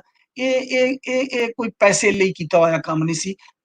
ਕਿਸੇ ਵੀ ਦੇਸ਼ ਵਿੱਚ ਜਿਹੜੀਆਂ ਅਸਲੀ ਸਮਾਜਿਕ ਲਹਿਰਾਂ, ਕਮਿਟਡ ਲਹਿਰਾਂ ਨੇ, ਉਹ ਪੈਸੇ ਨਾਲ ਪੈਦਾ ਨਹੀਂ ਹੁੰਦੀਆਂ, ਨਾ ਪੈਸੇ ਨਾਲ ਅੱਗੇ ਵਧਦੀਆਂ ਨੇ। ਪੈਸਾ ਉਹਨਾਂ ਵਿੱਚ ਥੋੜਾ ਬਹੁਤਾ ਰੋਲ ਅਦਾ ਕਰਦਾ ਹੈ, ਪਰ ਇਸ ਨੂੰ ਮੈਂ ਕੋਈ ਖਾਸ ਜ਼ਿਆਦਾ ਮਹੱਤਵ ਨਹੀਂ ਦਿੰਦਾ। ਜੀ ਸਰ। ਸਰ ਜਿਹੜੀ ਕਿਰਤੀ ਕਿਸਾਨ ਪਾਰਟੀ ਪੰਜਾਬ ਵਿੱਚ ਬਣੀ ਔਰ ਇਹਦੇ ਤੋਂ ਵੱਖ, ਫਿਰ ਜਿਹੜੀ ਇਹ ਤੋਂ ਪਹਿਲੇ ਹੀ ਖੈਰ ਬੰਬਈ ਵਾਲੀ ਸਾਈਡ ਤੇ ਪੀਜ਼ੈਂਟ ਐਂਡ ਵਰਕਰਸ ਪਾਰਟੀ ਬਣ ਗਈ ਸੀ, ਤੇ ਇੱਕ ਜਗ੍ਹਾ ਤੇ ਜਾ ਕੇ ਇਹ ਮਿਲਦੇ ਨਜ਼ਰ ਆਉਂਦੇ ਨੇ। ਬਲਕਿ ਇਹ ਕਿ ਜਿਹੜਾ ਲਾਇਲਪੁਰ ਦੇ ਵਿੱਚ ਇਹਨਾਂ ਨੇ ਰੱਖਿਆ ਜਲਸਾ, ਉਹਦੇ ਵਿੱਚ ਉਹਨਾਂ ਨੇ ਕਿਹਾ ਕਿ ਅਸੀਂ ਉਧਰੋਂ ਜਿਹੜੇ ਕਾਮਰੇਡਸ ਨੇ ਉਹਨਾਂ ਨੂੰ ਬੁਲਾ ਰਹੇ ਹਾਂ, ਲੇਕਿਨ ਉਹਨਾਂ ਵਿੱਚੋਂ ਕੋਈ ਵੀ ਨਾ ਆਇਆ ਇੱਥੇ, ਜਦਕਿ ਇਹ ਉਧਰ ਜਾਂਦੇ ਰਹੇ। ਸੋ ਇਹਨਾਂ ਦੇ ਦਰਮਿਆਨ ਜਿਹੜਾ ਕਿਰਤੀ ਪਾਰਟੀ ਨੇ ਵਰਕਰਸ ਐਂਡ ਪੀਜ਼ੈਂਟ ਪਾਰਟੀ ਦੇ ਨਾਲ ਕੋਈ ਆਪਣਾ ਮਰਜਰ ਕੀਤਾ ਸੀ, ਜਾਂ ਇਹਨਾਂ ਦਾ ਆਪਸ ਚ ਕੀ ਤਲਕ ਸੀ? ਇਹ ਥੋੜਾ ਜਿਹਾ ਇਹ ਬੜਾ ਇੰਟਰਸਟਿੰਗ ਸਵਾਲ ਹੈ। ਇਨਫੈਕਟ ਸ਼ੁਰੂ 1925 ਤੋਂ ਲੈ ਕੇ 1928 ਵਿੱਚ ਇੱਥੇ ਕਮਿਊਨਿਸਟ ਪਾਰਟੀ ਦਾ ਸਿਰਫ ਇੱਕ ਫੱਟਾ ਸੀ, ਜਿੱਥੇ ਕਮਿਊਨਿਸਟ ਪਾਰਟੀ ਲਈ। ਅਸਲ ਵਿੱਚ ਇਹ ਲੋਕਾਂ ਦੀ ਜਿਹੜੀ ਪਾਰਟੀ ਦੇ ਥਰੂ ਇਹ ਕੰਮ ਕਰਦੇ ਸੀ, ਉਹ ਸਾਰੇ ਹਿੰਦੁਸਤਾਨ ਵਿੱਚ ਵਰਕਰਸ ਐਂਡ ਪੈਜ਼ੈਂਟਸ ਪਾਰਟੀ ਬਣੀਆਂ ਸੀ। ਔਰ ਉਹ ਪਾਰਟੀਆਂ ਕਾਂਗਰਸ ਦਾ ਲੈਫਟ ਵਿੰਗ ਸਨ। ਉਹ ਪਾਰਟੀਆਂ ਕੋਈ ਇੰਡੀਪੈਂਡੈਂਟ ਪਾਰਟੀਆਂ ਨਹੀਂ ਸਨ, ਉਹ ਪਾਰਟੀਆਂ ਮਿਲੀਟੈਂਟ ਨੈਸ਼ਨਲਿਜ਼ਮ ਸਨ, ਕਾਂਗਰਸ ਦੇ ਅੰਦਰ ਹੀ। ਕਾਂਗਰਸ ਦੇ ਖਿਲਾਫ ਕਮਿਊਨਿਸਟ ਲਹਿਰ ਖੜੀ ਕਰਨ ਦਾ ਵਿਚਾਰ ਜਿਹੜਾ ਹੈ 1929-30 ਵਿੱਚ ਆਇਆ। ਔਰ 29-30 ਵਿੱਚ ਜਦੋਂ ਆਇਆ, ਉਹਨਾਂ ਨੇ ਕੀ ਕੀਤਾ? ਪਹਿਲੀ ਗੱਲ ਇਹ ਕਹੀ ਥਰਡ ਇੰਟਰਨੈਸ਼ਨਲ ਨੇ ਕਿ ਵਰਕਰਸ ਐਂਡ ਪੈਜ਼ੈਂਟਸ ਪਾਰਟੀਆਂ ਨੇ ਜਿਹੜੀਆਂ ਨੈਸ਼ਨਲਿਸਟ, ਇਹਨਾਂ ਨੂੰ ਡਿਸਬੈਂਡ ਕਰੋ ਤੁਸੀਂ, ਔਰ ਕਮਿਊਨਿਸਟ ਪਾਰਟੀ ਬਣਾਓ, ਕਿਉਂਕਿ ਕਮਿਊਨਿਸਟ ਪਾਰਟੀ ਸਿਰਫ ਇਨਕਲਾਬ ਲਿਆ ਸਕਦੀ ਹੈ। ਇਹ ਲਹਿਰਾਂ ਤਾਂ ਆਜ਼ਾਦੀ ਲਈ ਲੜਨ ਵਾਸਤੇ ਤੁਸੀਂ ਬਣਾਈ ਬੈਠੇ ਹੋ। ਸੋ ਕਮਿਊਨਿਸਟਾਂ ਨੇ ਉਹਨਾਂ ਦੇ ਪਿੱਛੇ ਲੱਗ ਕੇ ਜਿਹੜੀ ਅਸਲੀ ਨੈਸ਼ਨਲ ਮੂਵਮੈਂਟ ਦੀ ਅਸਲੀ ਲਹਿਰ ਸੀ, ਲੈਫਟ ਵਿੰਗ ਕਾਂਗਰਸ, ਜਿਹਦੇ ਚੋਂ ਨਰੂਬੀਅਨ ਟਾਈਪ ਔਰ ਕਾਂਗਰਸ ਪੈਦਾ ਹੋ ਰਹੀ ਸੀ, ਉਹ ਉਸ ਕਾਂਗਰਸ ਨੂੰ ਤਲਾਂਜਲੀ ਦੇ ਕੇ, workers and ਪੈਜ਼ੈਂਟਸ the nationalist movement ਨੂੰ ਤਲਾਂਜਲੀ ਦੇ ਕੇ ਕਮਿਊਨਿਸਟ ਮੂਵਮੈਂਟ ਖੜੀ ਕੀਤੀ। ਔਰ ਉਹ ਖੜੀ ਕਰਦਿਆਂ ਮੇਰਿਟ ਕੰਸਪੀਰੇਸੀ ਕੇਸ ਸ਼ੁਰੂ ਕਰਕੇ ਸਰਕਾਰ ਨੂੰ ਇਹ ਪਤਾ ਲੱਗ ਗਿਆ ਕਿ ਕਮਿਊਨਿਸਟ ਕਿਹੜੇ ਨੇ, ਕਿਉਂਕਿ ਉਹ ਕਮਿਊਨਿਸਟ ਨੇ ਜਿਹੜੇ ਗਾਂਧੀ ਤੇ ਨਹਿਰੂ ਨੂੰ ਗਾਲਾਂ ਦੇ ਰਹੇ ਨੇ ਜਾਂ ਨੰਗਾ ਕਰ ਰਹੇ, ਉਹਨਾਂ ਨੇ ਸਾਰਿਆਂ ਨੂੰ ਪਕੜ ਕੇ ਜੇਲ੍ਹ ਤੇ ਦਿੱਤਾ ਔਰ ਕਮਿਊਨਿਸਟ ਮੂਵਮੈਂਟ ਖਤਮ ਕਰ ਦਿੱਤੀ। ਉਹ ਦੁਬਾਰਾ ਸ਼ੁਰੂ ਹੋਈ 1936। In fact workers and peasants party ਦੀ ਜਿਹੜੀ ਪਹਿਲੀ ਕਾਨਫਰੰਸ ਕਲਕੱਤਾ ਵਿੱਚ ਹੋਣੀ ਸੀ 1928 ਚ, ਉਹਦਾ ਪ੍ਰੈਜ਼ੀਡੈਂਟ ਸੋਹਣ ਸਿੰਘ ਜੋਸ਼ ਸੀ। ਫਿਰੋਜ਼ਦੀਨ ਮਨਸੂਰ ਔਰ ਦੇ ਨਾਲ ਮਿਲ ਕੇ ਉਹਨੇ ਪੰਜਾਬ ਵਿੱਚ ਇਹ ਕਿਰਤੀ ਕਿਸਾਨ ਪਾਰਟੀ ਬਣਾਈ ਸੀ, ਔਰ ਇਹਦਾ ਕਲਕੱਤੇ ਜਾ ਕੇ ਮਿਲਣਾ ਸੀ। ਔਰ ਉਹਨੇ ਸੋਹਣ ਸਿੰਘ ਜੋਸ਼ ਨੇ ਉੱਥੇ ਆਪਣਾ ਪ੍ਰੈਜ਼ੀਡੈਂਸ਼ੀਅਲ ਭਾਸ਼ਣ ਦੇਣਾ ਸੀ। ਉਹ ਭਾਸ਼ਣ ਦਾ ਅੰਗਰੇਜ਼ੀ ਟ੍ਰਾਂਸਲੇਸ਼ਨ ਹਲੇ ਵੀ ਆਰਕਾਈਵਸ ਦੇ ਵਿੱਚ ਮੌਜੂਦ ਹੈ। ਪਰ ਜਿਵੇਂ ਕਿ ਮੈਂ ਦੱਸਿਆ, 1928 ਵਿੱਚ ਕਮਿਊਨਿਸਟ ਪਾਰਟੀ ਬਣਾਈ ਗਈ, ਇੱਕ ਐਸੀ ਪਾਰਟੀ ਔਰ ਲਹਿਰ ਨੂੰ ਤੋੜ ਕੇ ਜਿਹਦੀ ਕਾਮਯਾਬੀ ਦੇ ਚਾਂਸਸ ਕਿਤੇ ਬਹੁਤ ਜ਼ਿਆਦਾ ਸਨ, ਤੇ ਕਮਿਊਨਿਸਟਾਂ ਨੇ ਆਪਦੇ ਪੈਰ ਆਪ ਕੁਲਾੜੀ ਮਾਰੀ ਹੈ ਔਰ ਕਮਿਊਨਿਸਟ ਆਪਣੇ ਆਪ ਨੂੰ ਕਿਹਾ ਉਸ ਸਮਾਜ ਵਿੱਚ ਜਿਹੜਾ ਕਿ ਪ੍ਰੋਪਰਟੀ ਓਨਰ ਕਿਸਾਨੀ ਸਮਾਜ, ਜਿੱਥੇ ਸਾਰਾ ਸਮਾਜ ਭੋਏ ਮੁਖੀ ਹੈ, ਉੱਥੇ ਤੁਸੀਂ ਕਮਿਊਨਿਜ਼ਮ ਦੀ ਗੱਲ ਕਰਦੇ ਹੋ, ਤੁਹਾਡੀ ਕੋਈ ਗੱਲ ਸੁਣਨ ਲਈ ਤਿਆਰ ਹੋਏਗਾ?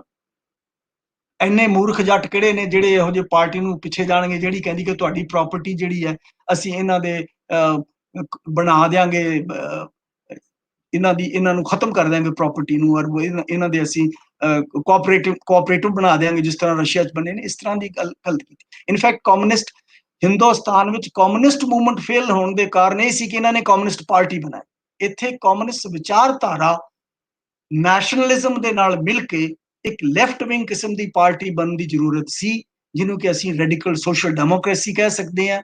ਉਹ ਉਦੋਂ ਵੀ ਰੈਲੇਵੈਂਟ ਸੀ ਤੇ ਅੱਜ ਵੀ ਰੈਲੇਵੈਂਟ ਹੈ। ਇਸ ਦੇਸ਼ ਵਿੱਚ ਕਮਿਊਨਿਸਟ ਪਾਰਟੀ ਦਾ ਨਾ ਕੋਈ ਉਦੋਂ ਭਵਿੱਖ ਸੀ ਤੇ ਨਾ ਕਮਿਊਨਿਸਟ ਪਾਰਟੀਆਂ ਦਾ ਅੱਜ ਕੋਈ ਭਵਿੱਖ ਹੈ। ਮੇਰੀ ਤੇ ਮੇਰੇ ਘਰ ਵਾਲੀ ਪਤਨੀ ਦੀ, ਸ਼ਸ਼ੀ ਜੋਸ਼ੀ ਦੀ, ਇਹੀ ਕਨਕਲੂਜਨ ਹੈ ਕਿ ਕਮਿਊਨਿਸਟ ਪਾਰਟੀਆਂ ਦਾ ਬਤੌਰ ਕਮਿਊਨਿਸਟ ਪਾਰਟੀਆਂ ਇਸ ਦੇਸ਼ ਵਿੱਚ ਕੋਈ ਭਵਿੱਖ ਨਹੀਂ ਹੈ, ਇਹ ਖਤਮ ਹੋ ਜਾਣੀਆਂ। ਜੀ ਸਰ। ਸਰ ਕੀਰਤੀ ਲਹਿਰ ਦੇ ਜਿਹੜੇ ਰਸਾਲੇ ਸੀ ਉਹਦੇ ਹਵਾਲੇ ਨਾਲ ਵੀ ਇੱਕ ਗੱਲ ਕਰਨੀ ਸੀ ਸਾਂਝੀ ਕਿ ਜਦੋਂ ਰਸਾਲਾ ਸੰਤੋਖ ਸਿੰਘ ਹੋਰਾਂ ਨੇ ਕੱਢਿਆ ਤੇ ਉਹਦੇ ਤੇ ਬਾਣੀ ਦੀ ਲਾਈਨ ਸੀ, ਫਿਰ ਜਦੋਂ ਸੋਹਣ ਸਿੰਘ ਜੋਸ਼ ਨੇ ਉਹਨੂੰ ਬਦਲ ਕੇ ਤੇ ਦੂਜੀ worker of the world unite ਲਿਖ ਦਿੱਤਾ। ਤੇ ਜਦੋਂ ਮੇਰਠ ਕਨਸਪੀਰੇਸੀ ਕੇਸ ਤੋਂ ਬਾਅਦ ਛੁੱਟ ਕੇ ਵਾਪਸ ਜਦੋਂ ਸੋਹਣ ਸਿੰਘ ਆਇਆ ਤੇ ਉਦੋਂ ਉਹਨੂੰ ਕੋਈ ਵੀ ਰਿਸੀਵ ਕਰਨ ਵਾਲਾ ਨਹੀਂ ਸੀ। ਉਹ ਉਸ ਤੇ ਕਾਫੀ ਉਹਨੂੰ ਪਰੇਸ਼ਾਨੀ ਵੀ ਹੋਈ ਕਿ ਅਸੀਂ ਇਹ ਜਿਵੇਂ ਮੈਂ ਤੁਹਾਨੂੰ ਕਿਹਾ ਨਾ, ਗ੍ਰਿਫਤਾਰ ਹੋ ਜਾਂਦੇ ਸਨ ਸਿਆਸੀ ਲੋਕ।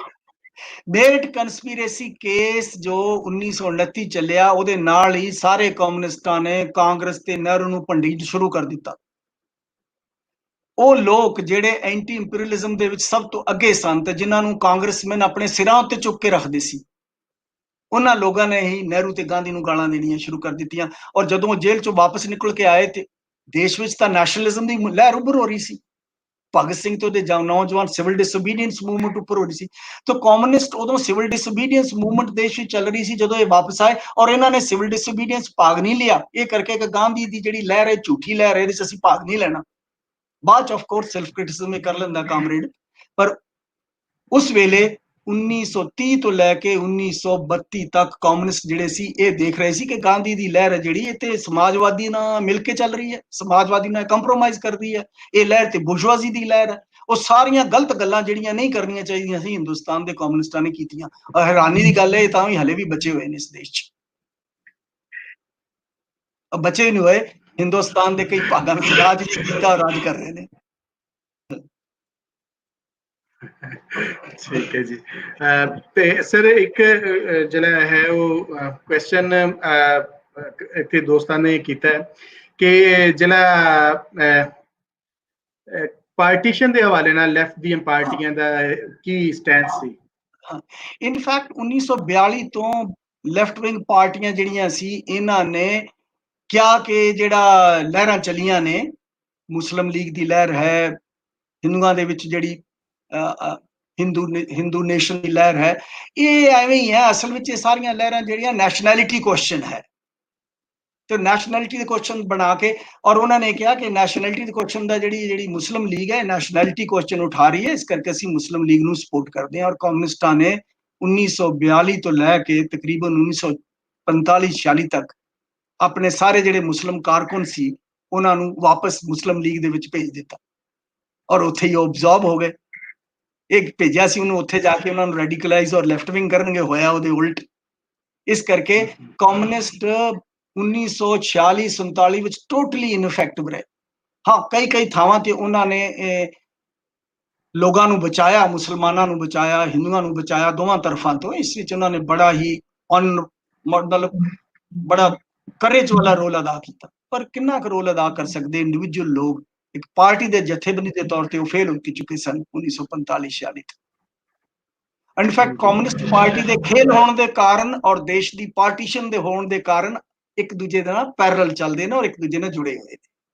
ਅਗਰ ਇਸ ਦੇਸ਼ ਵਿੱਚ workers and peasants party take off ਕਰ ਜਾਂਦੀ ਪੰਜਾਬ ਸਾਰੇ ਦੇਸ਼ ਵਿੱਚ, ਤਾਂ ਜਿਹੜੀਆਂ ਉਹ ਲਹਿਰਾਂ ਸੀ ਜਿਨ੍ਹਾਂ ਨੇ ਬਾਅਦ ਚ ਦੇਸ਼ ਨੂੰ ਵੰਡ ਵਾਸਤੇ ਕੰਮ ਕੀਤਾ, ਉਹ ਲਹਿਰਾਂ ਪਿੱਛੇ ਹਟ ਜਾਣੀਆਂ ਸੀ, ਔਰ ਦੇਸ਼ ਦਾ ਜਿਹੜਾ ਪੋਲੀਟੀਕਲ ਸਪੇਸ ਸੀਗਾ ਉਸ ਦੇਸ਼ ਵਿੱਚ ਰੈਡੀਕਲ ਡੈਮੋਕ੍ਰੈਟਸ ਦੇ ਹੱਥ ਵਿੱਚ ਆਉਣਾ ਸੀ। ਰੈਡੀਕਲ ਨੈਸ਼ਨਲਿਸਟ ਐਂਟੀ ਇੰਪੀਰੀਅਲਿਸਟ ਡੈਮੋਕ੍ਰੈਟ, ਕਮਿਊਨਿਸਟਾਂ ਦੇ ਹੱਥ 'ਚ ਨਹੀਂ।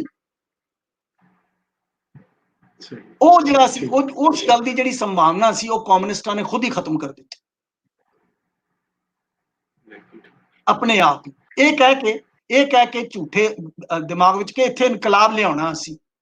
ਇਹ ਨਹੀਂ ਸੋਚਿਆ ਕਿ ਹਰ ਸਮਾਜ ਵਿੱਚ ਕੀ ਇਨਕਲਾਬ ਹੋ ਸਕਦਾ ਕਿ ਪੰਜਾਬ ਇੱਕ ਵਰਕਿੰਗ ਕਲਾਸ ਸੋਸਾਇਟੀ ਹੈ, ਇੱਥੇ ਅਸੀਂ ਵਰਕਰਸ ਨੂੰ ਐਡਰੈਸ ਕਰ ਰਹੇ ਹਾਂ।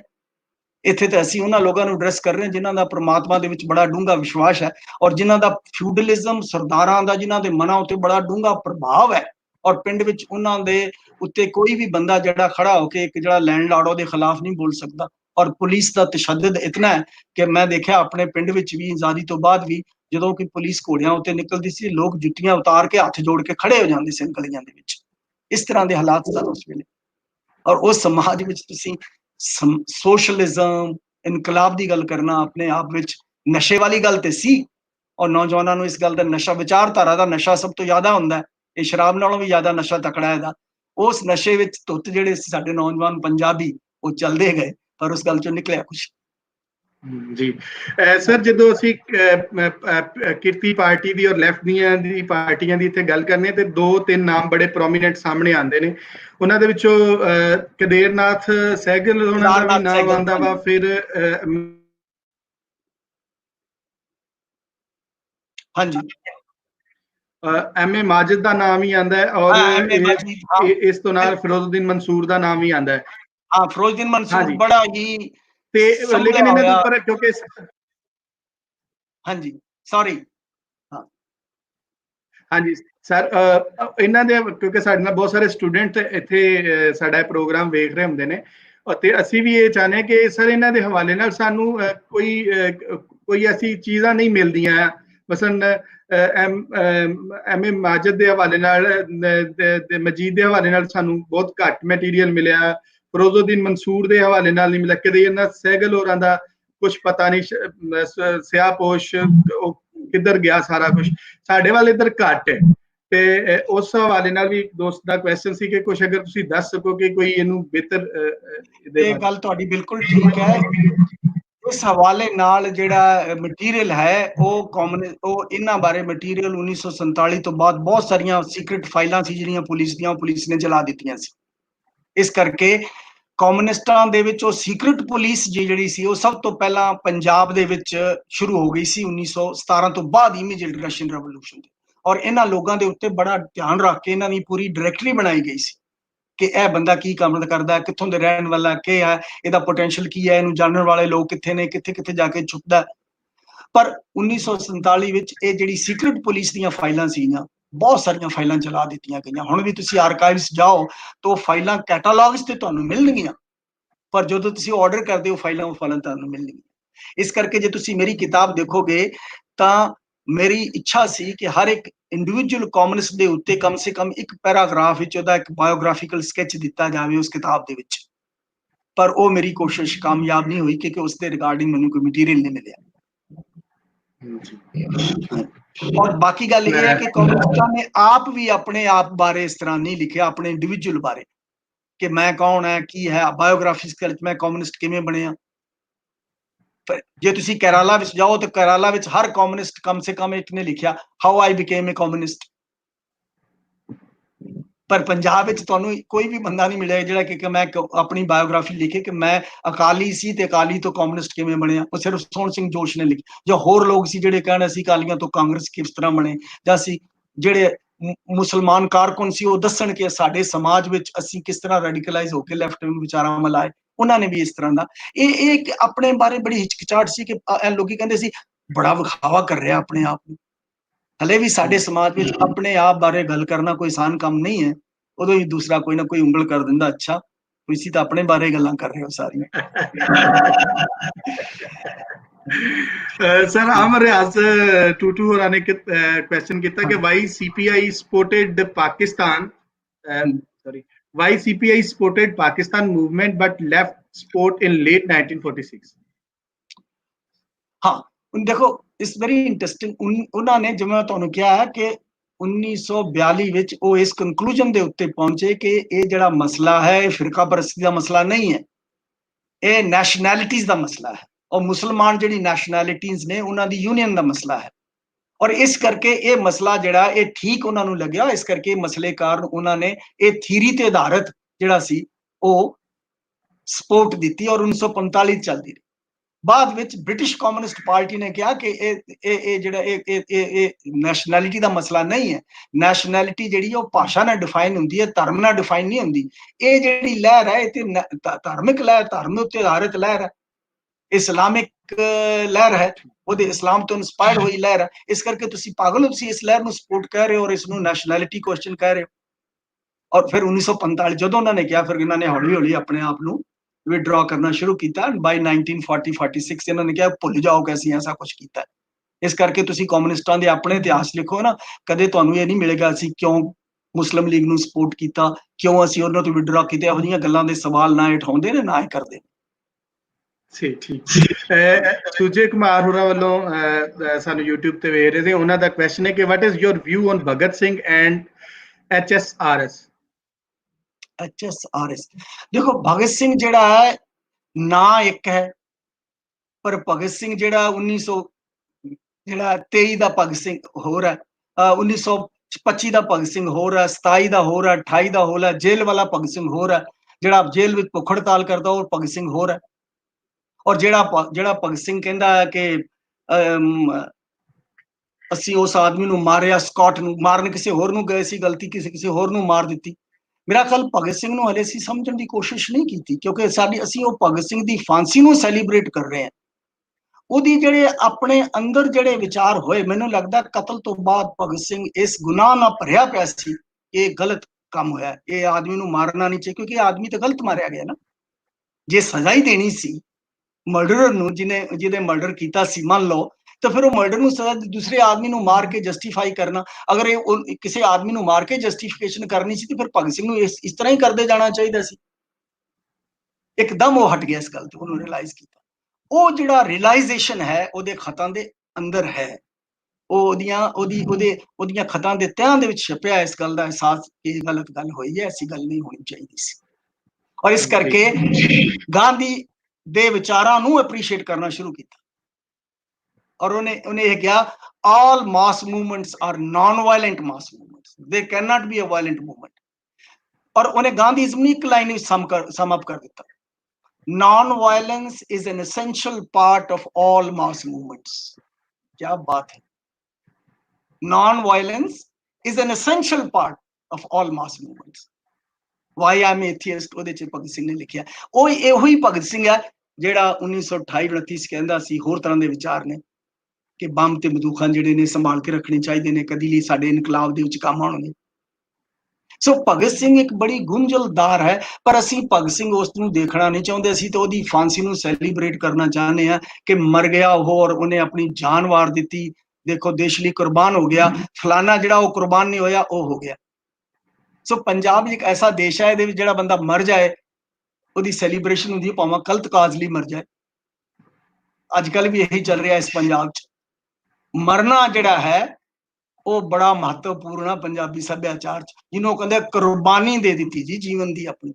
ਦੇਖੋ ਕਾਹਦੇ ਵਾਸਤੇ ਦਿੱਤੀ ਇਹ ਗੱਲ ਦੀ ਕੋਈ ਪੰਜਾਬੀ ਜਿਹੜਾ ਬਾਅਦ ਸੋਚਦਾ, ਪਹਿਲਾਂ ਮਾਰਨ ਬਾਰੇ ਸੋਚਦਾ। ਜੀ ਠੀਕ। ਸੁਖਮਨੀ ਬਾਲ ਜੀ ਹੋਰਾਂ ਨੇ ਪੁੱਛਿਆ ਕਿ ਕਾਂਗਰਸ ਸੋਸ਼ਲਿਸਟ ਪਾਰਟੀ ਬਾਰੇ ਵੀ ਕੁਝ ਦੱਸੋ।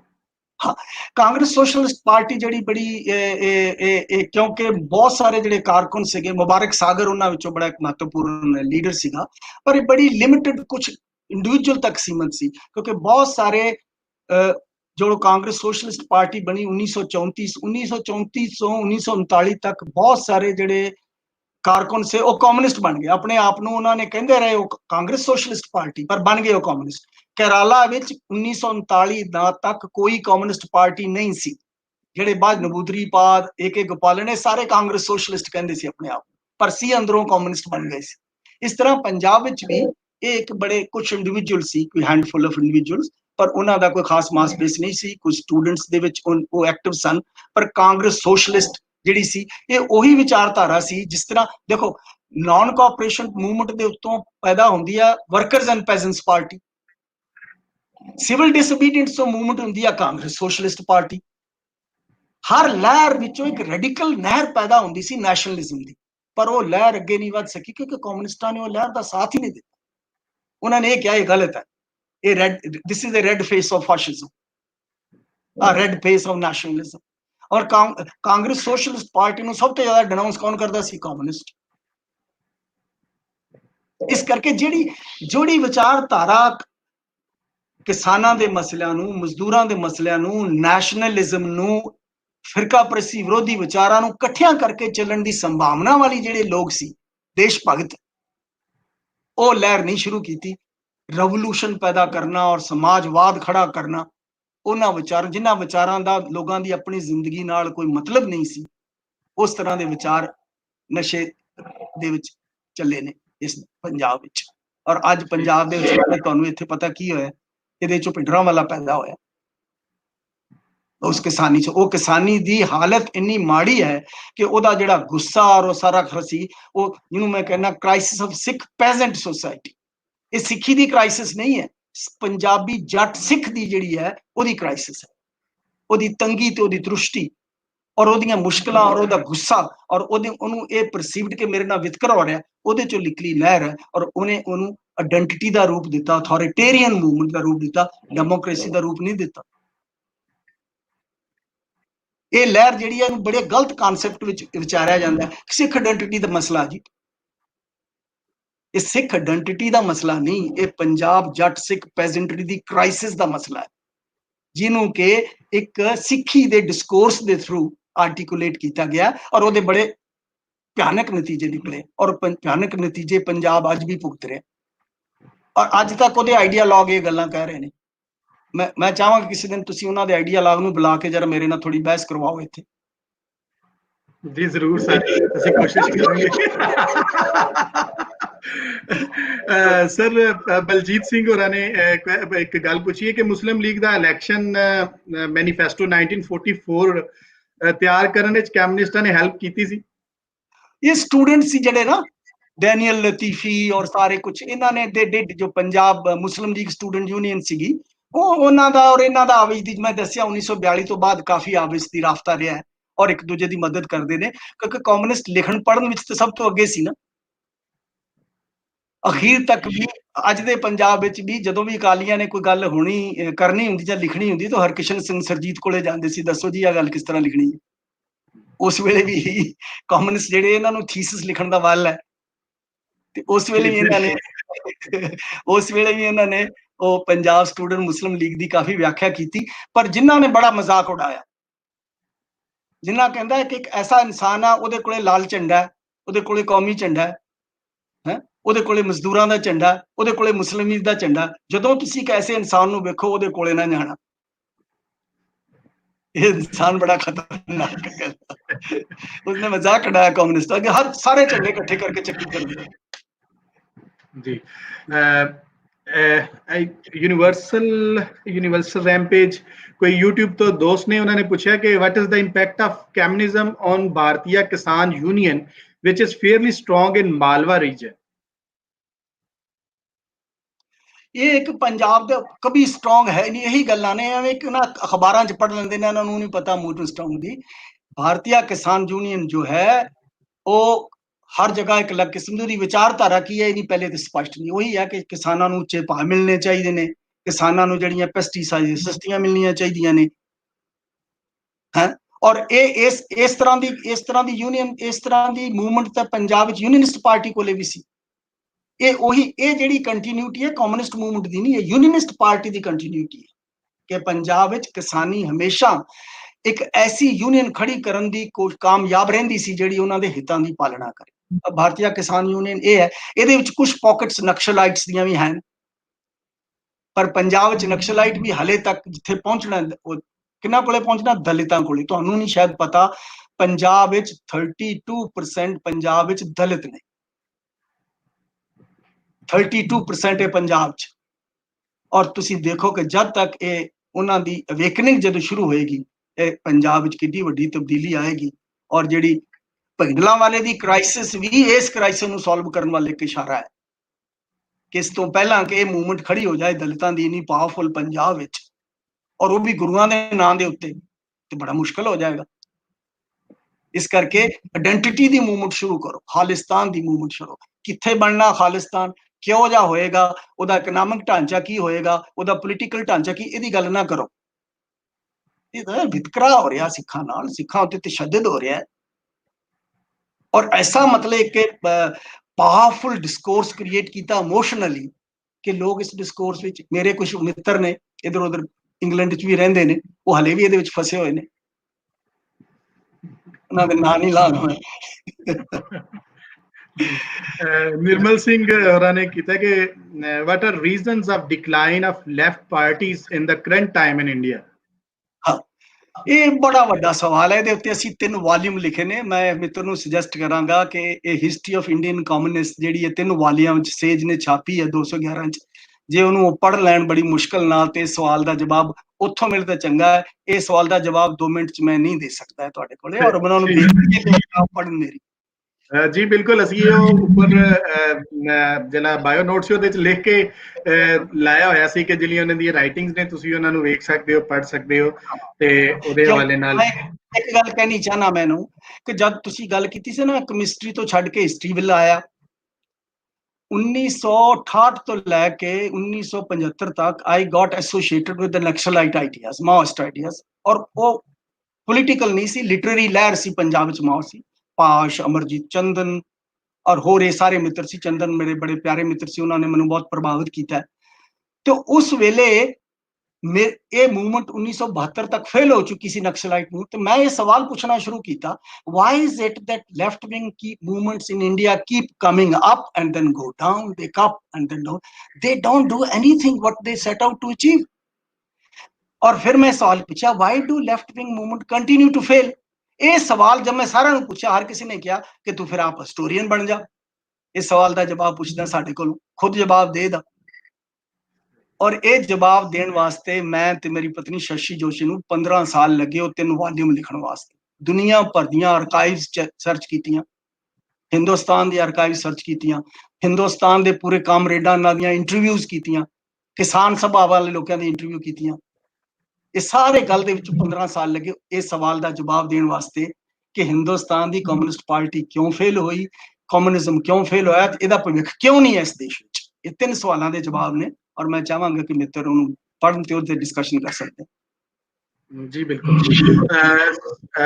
ਸਰ, ਕੁਐਸਚਨ ਦੋਸਤਾਂ ਦੇ ਆ ਰਹੇ ਨੇ, ਉਸ ਦੇ ਦੌਰਾਨ ਮੈਂ ਇੱਕ ਕੁਐਸਚਨ ਸਰ ਪੁੱਛਣਾ ਚਾਹਾਂਗਾ ਕਿ ਜਿਹੜੀ ਕਿਰਤੀ ਕਿਸਾਨ ਪਾਰਟੀ ਆ ਉਹਦਾ ਐਂਡ ਕੀ ਹੁੰਦਾ ਹੈ। ਮਤਲਬ ਕਿ ਉਹਨੂੰ ਪੜ੍ਹਿਆ ਏਦਾਂ ਲੱਗਦਾ ਹੈ, ਕੁਝ ਲੋਕ ਉਹਨੂੰ ਕਹਿੰਦੇ ਨੇ ਕਿ ਇੱਕ ਰੈਡੀਕਲ ਪੋਲਿਟਿਕਸ ਦੀ ਪਾਰਟੀ ਸੀ, ਕੁਝ ਉਹਨੂੰ ਨੈਸ਼ਨਲਿਸਟ, ਇੱਕ ਤਰ੍ਹਾਂ ਦੀ ਡੈਮੋਕ੍ਰੈਟਿਕ ਨੈਸ਼ਨਲਿਸਟ ਕਹਿੰਦੇ ਨੇ, ਕੁਝ ਇਹ ਕਹਿੰਦੇ ਨੇ ਕਿ ਜੋ ਤਾਂ ਇੱਕ ਡੈਮੋਕ੍ਰੇਸੀ ਦੀ ਗੱਲ ਕਰ ਰਹੇ ਸੀ ਔਰ ਉਹਦੇ ਨਾਲ ਉਹ ਕਹਿ ਰਹੇ ਸਨ ਕਿ ਜਿਹੜੀਆਂ ਸਹੂਲਤਾਂ ਲੇਬਰ ਨੂੰ ਤੁਸੀਂ ਦਿੰਦੇ ਹੋ, ਉਹ ਲੇਬਰ ਦੀਆਂ ਸਹੂਲਤਾਂ ਦੇ ਦਿਓ, ਸਾਨੂੰ ਇੱਥੇ ਹੈਲਥ ਦੇ ਦਿਓ, ਇਹਨਾਂ ਚੀਜ਼ਾਂ ਦੇ ਉੱਪਰ ਗੱਲ ਕਰਦੇ ਨੇ। ਔਰ ਕੁਛ ਇਹਦੇ ਤੋਂ ਬਿਲਕੁਲ ਫਰਕ ਗੱਲ ਕਰਦੇ, ਯਾਨੀ ਉਹਨੂੰ ਜਦੋਂ ਪੜ੍ਹੀਏ ਤੇ ਉਹਦੇ ਵਿੱਚ ਉਹਨਾਂ ਦੀ ਮੈਂਬਰਸ਼ਿਪ ਕਿਸ ਤਰ੍ਹਾਂ ਹੋਈ, ਪਾਰਟੀ ਕਿਸ ਤਰ੍ਹਾਂ ਅੱਗੇ ਵੱਧ ਰਹੀ ਸੀ, ਉਹਨਾਂ ਦਾ ਕੀ ਵਿਜ਼ਨ ਸੀ, ਜਾਂ ਉਹ ਜਿਹੜਾ ਰਸਾਲਾ ਛਾਪ ਰਿਹਾ ਸੀ ਉਹ ਕਿਸ ਤਰਫ ਨੂੰ ਲੈ ਕੇ ਜਾ ਰਿਹਾ ਸੀ, ਇਹਨਾਂ ਚੀਜ਼ਾਂ ਦੇ ਵਿੱਚ ਬੜੀ ਕਨਫਿਊਜ਼ਨ ਹੈ। ਹੋਇਆ ਇਨਫੈਕਟ ਕਿਰਤੀ ਕਿਸਾਨ ਪਾਰਟੀ ਵਿੱਚ 3 ਗੱਲਾਂ ਸੀ ਜਿਹੜੀਆਂ ਤੁਸੀਂ ਕੀਤੀਆਂ, ਔਰ ਕਮਾਲ ਦੀ ਗੱਲ ਇਹ ਸੀ ਕਿ ਨੈਸ਼ਨਲਿਜ਼ਮ ਦੀ ਉਹਦੇ ਵਿੱਚ ਬੜੀ ਸਟਰੋਂਗ ਭਾਵਨਾ ਸੀ, ਔਰ ਸਿੱਖ ਬੈਕਗ੍ਰਾਉਂਡ ਦਾ ਜਿਹੜਾ ਰੈਡੀਕਲਿਜ਼ਮ ਸੀਗਾ ਲੁੱਟ ਖਸੁੱਟ ਦੇ ਖਿਲਾਫ, ਉਹ ਰੈਡੀਕਲਿਜ਼ਮ ਉਹਨਾਂ ਦੇ ਮਨਾਂ ਵਿੱਚ ਸਮਾਇਆ ਹੋਇਆ ਸੀ। ਉਹਨਾਂ ਨੂੰ ਲੱਗਦਾ ਸੀ ਸਿੱਖੀਜ਼ਮ ਦਾ ਮਤਲਬ ਇਹ ਹੈ ਜਿਹੜਾ ਗਰੀਬਾਂ ਨਹੀਂ ਲੜਦਾ, ਮਜ਼ਦੂਰਾਂ ਨਹੀਂ ਲੜਦਾ, ਔਰ ਇਹਦੇ ਤੇ ਮਾਰਕਸਿਜ਼ਮ ਜਿਹੜਾ ਇਹਦੇ ਵਿੱਚ ਕੋਈ ਖਾਸ ਫਰਕ ਨਹੀਂ ਹੈ। ਜੇ ਤੁਸੀਂ ਇਵੇਂ ਕੋਈ ਆਦਮੀ ਕਹਿ ਸਕਦਾ ਕਿ ਇਸਲਾਮ ਦਾ ਜਿਹੜਾ ਗੋਲਸ ਨੇ ਉਹਨਾਂ ਵਿੱਚ ਤੇ ਕਮਿਊਨਿਜ਼ਮ ਦੇ ਗੋਲਾਂ ਵਿੱਚ ਕੀ ਫਰਕ ਹੈ। ਸੋ ਉਹਨਾਂ ਦੇ ਮਨਾਂ ਵਿੱਚ ਕੀ ਚੱਲ ਰਿਹਾ, ਉਹਨਾਂ ਦੇ ਮਨਾਂ ਵਿੱਚ ਜਿਹੜੀ ਇਮੋਸ਼ਨਲ ਜਿਹੜੀ ਫਾਰਮੇਸ਼ਨ ਹੈ ਉਹ ਉਸ ਸੋਸਾਇਟੀ ਦੀ ਜਿਹਦੇ ਵਿੱਚ ਇਸ ਤਰ੍ਹਾਂ ਦਾ ਰੈਡੀਕਲਿਜ਼ਮ ਹੈ।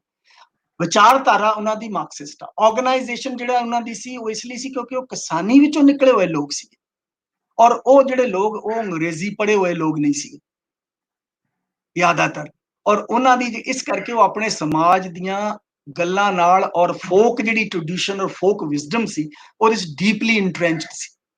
ਮੈਂ ਕਈ ਵਾਰੀ ਪਿੰਡਾਂ ਵਿੱਚੋਂ ਉਹਨਾਂ ਦੇ ਜਦੋਂ ਮੈਂ ਬੱਚਾ ਸੀ ਤੇ ਉਹਨਾਂ ਦੇ ਲੈਕਚਰ ਸੁਣਦਾ ਸੀ, ਉਹ ਕਹਿੰਦੇ ਸੀ ਰੂਸ ਵਿੱਚ ਇਸ ਤਰ੍ਹਾਂ ਪਤਾ ਕੀ ਹੋ ਰਿਹਾ, ਉੱਥੇ ਟਰੈਕਟਰ ਚੱਲਦੇ ਨੇ ਔਰ ਟਰੈਕਟਰ ਦੇ ਪਹੀਆਂ ਨਾਲ ਇੱਕ ਇਨਕਲਾਬ ਵੱਜਿਆ ਹੋਇਆ। ਮਤਲਬ ਉਹਨਾਂ ਦੀਆਂ ਗੱਲਾਂ ਸੁਣ ਕੇ ਲੋਕੀ ਇੱਕਦਮ ਇਸ ਤਰ੍ਹਾਂ ਬੈਠ ਜਾਂਦੇ ਸੀ ਜਿਵੇਂ ਲੋਕਾਂ ਨੂੰ ਉਹਨਾਂ ਨੇ ਕੀ ਲਿਆ, ਇਸ ਤਰ੍ਹਾਂ ਦੀ ਉਹਨਾਂ ਦੀ ਪੰਜਾਬੀ ਭਾਸ਼ਾ ਸੀ। ਔਰ ਉਹਨਾਂ ਨੂੰ ਇਹ ਸੀ ਕਿ ਕਮਿਊਨਿਜ਼ਮ ਜਿਹੜੇ ਪੰਜਾਬ ਦੇ ਨੇ ਸਿੱਖੀ ਨਾਲ ਪ੍ਰੋਬਲਮ ਨਾ ਖੜੀ ਕਰਨ। ਸਿੱਖੀ ਕੋਈ ਸਾਡੇ ਵਿਚਾਰਾਂ ਦੇ ਉਲਟ ਨਹੀਂ ਹੈ। ਇਨਫੈਕਟ ਜਿਹੜੇ ਸਿੱਖ ਇੰਸਟੀਚਿਊਸ਼ਨ ਨੇ ਸਾਨੂੰ ਉਹਨਾਂ ਦੇ ਵਿੱਚ ਸ਼ਾਮਲ ਹੋ ਕੇ ਕਿਸਾਨਾਂ ਦੇ ਹਿੱਤਾਂ ਲਈ ਵਰਤਣਾ ਚਾਹੀਦਾ, ਡੈਮੋਕ੍ਰੇਸੀ ਦੇ ਹਿੱਤਾਂ ਲਈ ਵਰਤਣਾ ਚਾਹੀਦਾ, ਪ੍ਰੋਗਰੈਸਿਵ ਆਈਡੀਆ ਨੂੰ ਫੈਲਾਉਣ ਵੱਧ ਵਰਤਣਾ ਚਾਹੀਦਾ। ਇਹ ਉਹਨਾਂ ਦਾ ਕਮਿਊਨਿਸਟ ਦਾ ਜਿਹੜਾ ਮੇਨ। ਦੂਸਰਾ ਗਰੁੱਪ ਇਹ ਸੀ ਜੋ ਕਹਿੰਦੇ ਕਿ ਥਰਡ ਇੰਟਰਨੈਸ਼ਨਲ ਕੀ ਕਹਿ ਰਹੀ ਉਹਨੂੰ ਫੋਲੋ ਕਰੋ। ਇਸ ਕਰਕੇ ਇਹ ਇੱਕ ਟੈਂਸ਼ਨ ਵਿਦਨ ਦਾ ਪਾਰਟੀ ਰਹੀ ਹੈ। ਔਰ ਤੀਸਰਾ ਜਿਹੜੀ ਅਸਲੀ ਚੀਜ਼ ਸੀ ਜਿਹੜੀ ਭਗਤ ਸਿੰਘ ਨੇ ਫਾਂਸੀ ਲੱਗ ਕੇ ਖਤਮ ਕਰ ਦਿੱਤੀ, ਉਹ ਸੀ ਨੌਜਵਾਨ ਲੋਕ ਜਿਨ੍ਹਾਂ ਵਿੱਚ ਨੈਸ਼ਨਲਿਜ਼ਮ ਵੀ ਆ ਔਰ ਆਪ ਸੋਚਣ ਦੀ ਇੱਕ ਸ਼ਕਤੀ ਵੀ ਹੈ, ਇੱਕ ਉਹਨਾਂ ਵਿੱਚ ਇੰਟੈਲੈਕਚੁਅਲਿਜ਼ਮ ਵੀ ਹੈ। ਇਹ ਜਿਹੜੇ ਲੋਕ ਸੀ ਭਗਤ ਸਿੰਘ, ਇਹ ਨੌਜਵਾਨ ਭਾਰਤ ਸਭਾ ਸੀ। ਭਗਤ ਸਿੰਘ ਨੇ ਕਮਿਊਨਿਸਟ ਪਾਰਟੀ ਜੁਆਇਨ ਨਹੀਂ ਕੀਤੀ 1925 ਵਿੱਚ। ਉਹ ਕਾਨਪੁਰ ਸੀ ਉਸ ਵੇਲੇ, ਕਮਿਊਨਿਸਟ ਪਾਰਟੀ ਉੱਥੇ ਚੱਲ ਰਹੀ ਹੈ ਕਾਨਫਰੰਸ, ਉਹਨੇ ਉਹ ਚੀਜ਼ ਜੁਆਇਨ ਨਹੀਂ ਕੀਤਾ। ਪਰ he is influenced by Marxist ideas.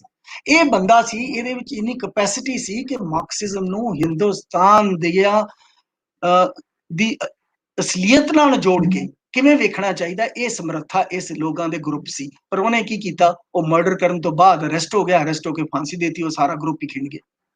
ਸੋ ਭਗਤ ਸਿੰਘ ਦੀ ਫਾਂਸੀ ਦੇ ਲੱਗਣ ਨਾਲ ਜੋ ਨੁਕਸਾਨ ਪੰਜਾਬ ਨੂੰ ਹੋਇਆ ਉਹ ਸਾਨੂੰ ਦਿਖਾਈ ਨਹੀਂ ਦਿੰਦਾ। ਅਸੀਂ ਉਹਦੀ ਫਾਂਸੀ ਸੈਲੀਬ੍ਰੇਟ ਕਰਦੇ ਹਾਂ। ਇੱਕ ਐਸੀ ਨੌਜਵਾਨਾਂ ਦਾ ਗਰੁੱਪ ਪੈਦਾ ਹੋਇਆ ਸੀ ਜੋ ਆਪਣੇ ਆਪ ਵਿੱਚ ਇਹਨਾਂ ਬੜੀ ਸੋਚਣ ਦੀ ਸਮਰੱਥਾ ਸੀ, ਔਰ ਨਹਿਰੂ ਵਰਗੀ ਸੋਚ ਨਹੀਂ ਸੀ ਉਸ ਆਦਮੀ ਦੀ। ਇਤਨੀ ਵਿਸ਼ਾਲ ਸੀ ਉਸ ਬੰਦੇ ਦੀ ਥਿੰਕਿੰਗ। ਸੰਸਕ੍ਰਿਤ ਉਹਨੂੰ ਆਉਂਦੀ ਸੀ, ਉਰਦੂ ਉਹਨੂੰ ਆਉਂਦਾ ਸੀ, ਪਰਸ਼ੀਅਨ ਉਹਨੂੰ ਪਤਾ ਸੀ, ਹਿੰਦੀ ਉਹਨੂੰ ਪਤਾ ਸੀ। ਇਸ ਤਰ੍ਹਾਂ ਦੀ ਇੰਟੈਲੈਕਚੁਅਲ ਕਦੀ ਬਾਰ-ਬਾਰ ਪੈਦਾ ਨਹੀਂ ਹੁੰਦੇ ਦੁਨੀਆ ਦੇ ਵਿੱਚ। ਔਰ ਉਹ ਸਾਰੇ ਲਾਹੌਰ ਦੇ ਔਰ ਇੱਥੋਂ ਦੇ ਸਾਰੇ ਪੜ੍ਹੇ ਲਿਖੇ ਨੌਜਵਾਨ ਸੀ ਜਿਹੜੇ, ਉਹ ਆਪ ਸੀ, ਔਰ ਕਿਸੇ ਦੇ ਪਿਛਲੱਗ ਨਹੀਂ ਸੀ ਉਹ। ਇਹ ਬੜੀ ਖੂਬਸੂਰਤੀ ਸੀ ਉਹਨਾਂ ਦੀ ਸੋਚਣ ਵਿੱਚ। ਸਰ ਅਸੀਂ ਜਦੋਂ ਗੱਲ ਕਰਨੀ ਹੈ ਰਸਾਲਿਆਂ ਦੀ, ਕੀਰਤੀ ਰਸਾਲੇ ਦੀ ਅਗਰ ਅਸੀਂ ਗੱਲ ਕਰੀਏ ਤੇ ਕੀਰਤੀ ਰਸਾਲਾ ਜਿਹੜਾ ਹੈ ਉਹ ਕਿੰਨੀ ਦੇਰ ਤੱਕ ਉਹ ਛਪਦਾ ਰਿਹਾ? 1926 ਤੋਂ ਸ਼ੁਰੂ ਹੋਇਆ ਤੇ ਕਦੋਂ ਮੁੱਕਿਆ? 1926 ਤੋਂ ਸ਼ੁਰੂ ਹੋਇਆ, 1928 ਤੱਕ ਲਗਾਤਾਰ ਛਪਦਾ ਰਿਹਾ। ਫਿਰ ਸੋਹਣ ਸਿੰਘ ਜੋਸ਼ ਅਰੈਸਟ ਹੋ ਗਏ, ਫਿਰ ਉਹ 31 ਤੋਂ ਬਾਅਦ ਫਿਰ ਛਪਦਾ ਰਿਹਾ। ਫਿਰ ਉਹਦੇ ਜਿਹੜੇ ਛਪਣ ਦੇ ਉੱਤੋਂ ਉਹ ਇੱਥੇ ਅੰਮ੍ਰਿਤਸਰ ਉੱਤੇ ਪਾਬੰਦੀ ਲੱਗ ਗਈ, ਫਿਰ ਉੱਥੋਂ ਮੇਰਠ ਲੈ ਗਏ ਉਹਨੂੰ, ਉੱਥੋਂ ਛਾਪਣਾ ਸ਼ੁਰੂ ਕੀਤਾ। ਤੇ ਉਹ ਫਿਰ ਉਸ ਤੋਂ ਬਾਅਦ ਇਰੈਗੂਲਰ ਹੋ ਗਿਆ, ਰੈਗੂਲਰ ਨਹੀਂ ਰਿਹਾ, ਛਪਦਾ ਰਿਹਾ। ਵੈਸੇ ਤਾਂ ਛਪਦਾ 1943 44 ਇਸ ਤਰ੍ਹਾਂ ਵੀ ਛਪਦਾ ਰਿਹਾ, 41 ਤੱਕ ਛਪਦਾ ਰਿਹਾ। ਪਰ ਉਹ ਕਦੀ ਉਰਦੂ ਵਿੱਚ ਨਿਕਲਿਆ ਆਇਆ, ਕਦੀ ਪੰਜਾਬੀ ਵਿੱਚ ਨਿਕਲਿਆ ਆਇਆ। ਤਾਂ ਉਹਦੇ ਸਕੈਟਰਡ ਜਿਹੜੀਆਂ ਨੇ ਉਹ ਚੀਜ਼ਾਂ ਮੌਜੂਦ ਨੇ। ਕੁਛ ਉਹ CID ਦੀਆਂ ਫਾਈਲਾਂ ਨੇ, ਜੋ ਬੈਂਡ ਲਿਟਰੇਚਰ ਆ ਉਹਦੇ ਵਿੱਚੋਂ ਤੁਹਾਨੂੰ ਉਸਦੇ ਕੁਛ ਇਸ਼ੂ ਮਿਲ ਜਾਣਗੇ। ਪਰ 1928 ਤੋਂ ਲੈ ਕੇ 31 35 ਤੱਕ ਜਿਹੜੇ ਇਸ਼ੂ ਨੇ ਉਹ ਤੁਹਾਨੂੰ ਪੰਜਾਬੀ ਯੂਨੀਵਰਸਿਟੀ ਪਟਿਆਲਾ ਵਿੱਚ ਮਿਲਣਗੇ, ਉੱਥੇ ਮੈਂ ਉਹਨਾਂ ਨੂੰ ਦੇਖਿਆ। ਠੀਕ ਹੈ। ਸੋ ਸਰ ਜਿਹੜੀ ਕੀਰਤੀ ਪਾਰਟੀ ਪੰਜਾਬ ਦੀ ਹੈ, ਉਹਦਾ ਜਿਹੜਾ ਉਹ ਡਿਫਰੈਂਟ ਪਾਰਟੀ ਹੈ ਜਿਹੜੀ ਬਾਕੀ ਪੇਜ਼ੈਂਟ ਐਂਡ ਵਰਕਰਸ ਪਾਰਟੀਆਂ ਸਨ ਉਹਨਾਂ ਤੋਂ ਵੱਖ ਪਾਰਟੀ ਹੈ? ਕਿਰਤੀ ਕਿਸਾਨ ਪਾਰਟੀ ਜਿਹੜੀ ਸੀ, ਮੈਂ ਜਿਵੇਂ ਕਿ ਤੁਹਾਨੂੰ ਦੱਸਿਆ, ਨਾਨ ਕੋਆਪਰੇਸ਼ਨ ਮੂਵਮੈਂਟ ਤੋਂ ਬਾਅਦ ਦੇਸ਼ ਦੇ ਹਰ ਪ੍ਰਾਂਤ ਵਿੱਚ ਰੈਡੀਕਲ ਵਿੰਗ ਜਿਹੜਾ ਕਾਂਗਰਸ ਦਾ ਸੀ, ਉਹਨੇ 27 28 ਵਿੱਚ ਆਪਣੇ ਆਪ ਨੂੰ ਵਰਕਰਸ ਪਾਰਟੀ ਬਣਾਉਣਾ, ਕਿਤੇ ਸਵਰਾਜ ਪਾਰਟੀ ਬਣਾ ਲਿਆ, ਵਰਕਰਸ ਪਾਰਟੀ ਬਣਾ ਲਿਆ, ਕਿਤੇ ਕੁਝ ਬਣਾ। ਉਹ ਇੱਕ ਬ੍ਰੌਡਲੀ ਉਹਨੂੰ ਵਰਕਰਸ ਐਂਡ ਪੈਜ਼ੈਂਟਸ ਟ੍ਰੈਂਡ ਕਹਿੰਦੇ ਸੀ, ਕਿਉਂਕਿ ਉਹ ਸਾਰੇ ਜਿਹੜੇ ਸੀ ਉਹ ਇਸ ਗੱਲ ਤੇ ਸਹਿਮਤ ਸੀ ਕਿ ਕਾਂਗਰਸ ਦੇ ਅੰਦਰ ਰਹਿਣਾ, ਕਾਂਗਰਸ ਦੇ ਵਿੱਚ ਬਹੁਤ ਸੰਮਤੀ ਹਾਸਲ ਕਰਕੇ ਆਪਣੀ ਕਾਮਯਾਬੀ ਹਾਸਲ ਕਰਨੀ ਹੈ, ਨੈਸ਼ਨਲਿਜ਼ਮ ਨੂੰ ਛੱਡਣਾ ਨਹੀਂ ਹੈ। ਪਰ ਇਹ ਨੈਸ਼ਨਲਿਜ਼ਮ ਇਸ ਕਰਕੇ ਫੇਲ ਹੋਈ, ਨਾਨ ਕੋਆਪਰੇਸ਼ਨ ਮੂਵਮੈਂਟ, ਕੇ ਵਰਕਰ ਐਂਡ ਪੈਜ਼ੈਂਟਸ ਨਹੀਂ ਇਹਦੇ ਚ ਆਏ। ਤੇ ਸਾਡਾ ਕੰਮ ਵਰਕਰ ਔਰ ਪੈਜ਼ੈਂਟਸ ਨੂੰ ਆ ਕੇ ਕਾਂਗਰਸ, ਵਰਕਰ ਐਂਡ ਪੈਜ਼ੈਂਟਸ ਕੀ ਕਾਂਗਰਸ ਬਣਾਣੀ ਹੈ, ਜਿਹੜੀ ਕਿ ਲੈਫਟ ਓਰੀਐਂਟਡ ਹੋਵੇ, ਜਿਹੜੀ ਕਿ ਵਰਕਰਸ ਐਂਡ ਪੈਜ਼ੈਂਟਸ ਪਾਰਟੀ ਹੋਵੇ, ਜਾਂ ਐਸੇ ਕਰੋ ਵਰਕਰ ਐਂਡ ਪੈਜ਼ੈਂਟ ਕਾਂਗਰਸ ਹੋਵੇ। ਇਹ ਉਸ ਦਾ ਸੀ। ਔਰ 1928 ਤੋਂ ਤੁਹਾਨੂੰ ਦੱਸਿਆ ਕਮਿਊਨਿਸਟਾਂ ਨੇ ਉਹਨੂੰ ਖਤਮ ਕਰ ਦਿੱਤਾ। ਔਰ ਅੰਗਰੇਜ਼ ਬੜੇ ਖੁਸ਼ ਹੋਏ ਇਸ ਗੱਲ ਦੇ ਉੱਤੇ। ਅੰਗਰੇਜ਼ ਕਹਿੰਦੇ ਸੀ ਇਹ ਜਿਹੜੀ ਪਾਰਟੀ ਸੀ ਇਹ ਬੜੀ ਖਤਰਨਾਕ ਸੀ, ਕਿਉਂਕਿ ਨੈਸ਼ਨਲਿਸਟ ਵੀ ਸੀ ਔਰ ਰੈਡੀਕਲ ਵੀ ਸੀ, ਤੇ ਪੈਜ਼ੈਂਟ ਓਰੀਐਂਟਡ ਔਰ ਵਰਕਰ ਓਰੀਐਂਟਡ। ਇਹ ਹੁਣ ਖਤਮ ਹੋ ਗਈ ਹੈ। ਹੁਣ ਸਾਨੂੰ ਪਤਾ ਲੱਗ ਗਿਆ ਕਮਿਊਨਿਸਟ ਕਿਹੜੇ ਨੇ, ਇਹਨਾਂ ਨੂੰ ਪਕੜ ਕੇ ਜੇਲ੍ਹ 'ਚ ਦੇ ਦੇ। ਉਹ ਪਕੜ ਕੇ ਜੇਲ੍ਹ 'ਚ ਦੇ ਜੀ। ਇੱਕ ਰਮਿੰਦਰ ਕੌਰ ਹੋਰਾਂ ਵੱਲੋਂ ਇੱਕ ਆਖਰੀ ਕੁਐਸਚਨ ਹੈ, ਸਾਡਾ ਟਾਈਮ ਵੀ ਮੁੱਕਦਾ ਪਿਆ ਹੈ। ਉਹਨਾਂ ਵੱਲੋਂ ਇਹ ਕੁਐਸਚਨ ਹੈ ਕਿ ਗਾਂਧੀ ਨੇ ਕੋਈ ਕੋਸ਼ਿਸ਼ ਕੀਤੀ ਭਗਤ ਸਿੰਘ ਨੂੰ ਬਚਾਉਣ ਦੀ ਫਾਂਸੀ ਤੋਂ? बिल्कुल बहुत कोशिश है, ये सवाल बार बार उठाया जाता है। इनफैक्ट ये इन्ना मटीरियल है और ये मेन स्ट्रीम च आर्टिकल छपे ने। मैनू लगता है ये मैनू मरण तो पहले किताब लिखनी चाहिए, क्योंकि गांधी बनाम भगत सिंह इन्ना एक मसला खड़ा किया गया है। जिवें मैं तुहानू कहा कि towards the end Bhagat Singh ते खुद गांधी वाले विचारां वाली मुड़ना शुरू कर दिता सी, और गांधी ने पूरी कोशिश की थी उन्होंने बचाने की, क्योंकि उन्होंने बचा नहीं सकिया। और ये लोग जिहड़े गांधी, जिन्होंने गांधी दे, क्योंकि कम्युनिस्टां ने गांधी नूं बहुत भंडिया, अज तक ये भंडिया चल जाता है कि उन्हें भगत सिंह नूं बचाने की कोशिश नहीं की। भगत सिंह ने एक बार सोचना चाहिए सी भगत सिंह नूं कि जिहड़ा वो काम करन जा रहा है इहदे कंसीक्वेंसिस की होणगे, इहदे नाल देश आजाद हो जाएगा। इस तो पहला किन्ने महाराष्ट्र ते बंगाल विच इस तरह के इंडिविजुअल कतल हो चुके ने अंग्रेजों के कि उन्होंने देश आजाद हो गया। ये नहीं सोचा उसने, ये सोचा कतल तो बाद सोचा, जो कतल तो बाद सोचा तो दंग रह गया कि मैं की कर बैठा, पर फिर then it was too late, it was too late. ਤੁਹਾਡਾ ਬਹੁਤ ਸ਼ੁਕਰੀਆ, ਤੁਸੀਂ ਅੱਜ ਸਾਡੇ ਨਾਲ। मैनू तुहाडा शुक्रिया करना चाहिए, मैनू अपनियां मन दीयां गल्लां करन वास्ते तुसीं प्लेटफॉर्म किया, और मैं चाहना कि इस तरह दीयां गल्लां मैं पंजाब दे मसलियां नाल होर भी करदा रहां। कदे भी दोस्तां मित्रां नाल कि इन्हां मसलियां नूं लैके कदी भी तुसीं कोई बहस बहस जां चलानी होवे गलबात, ते मैं हमेशा तुहाडे लई हाजिर होण वास्ते तैयार हां। तुहाडा बहुत बहुत शुक्रिया सर, बहुत शुक्रिया। बहुत ओके जी, सारे दोस्तों का बहुत शुक्रिया जिहड़े साडे नाल प्रोग्राम वेख रहे सी और जिहड़े कमेंट कर रहे ने।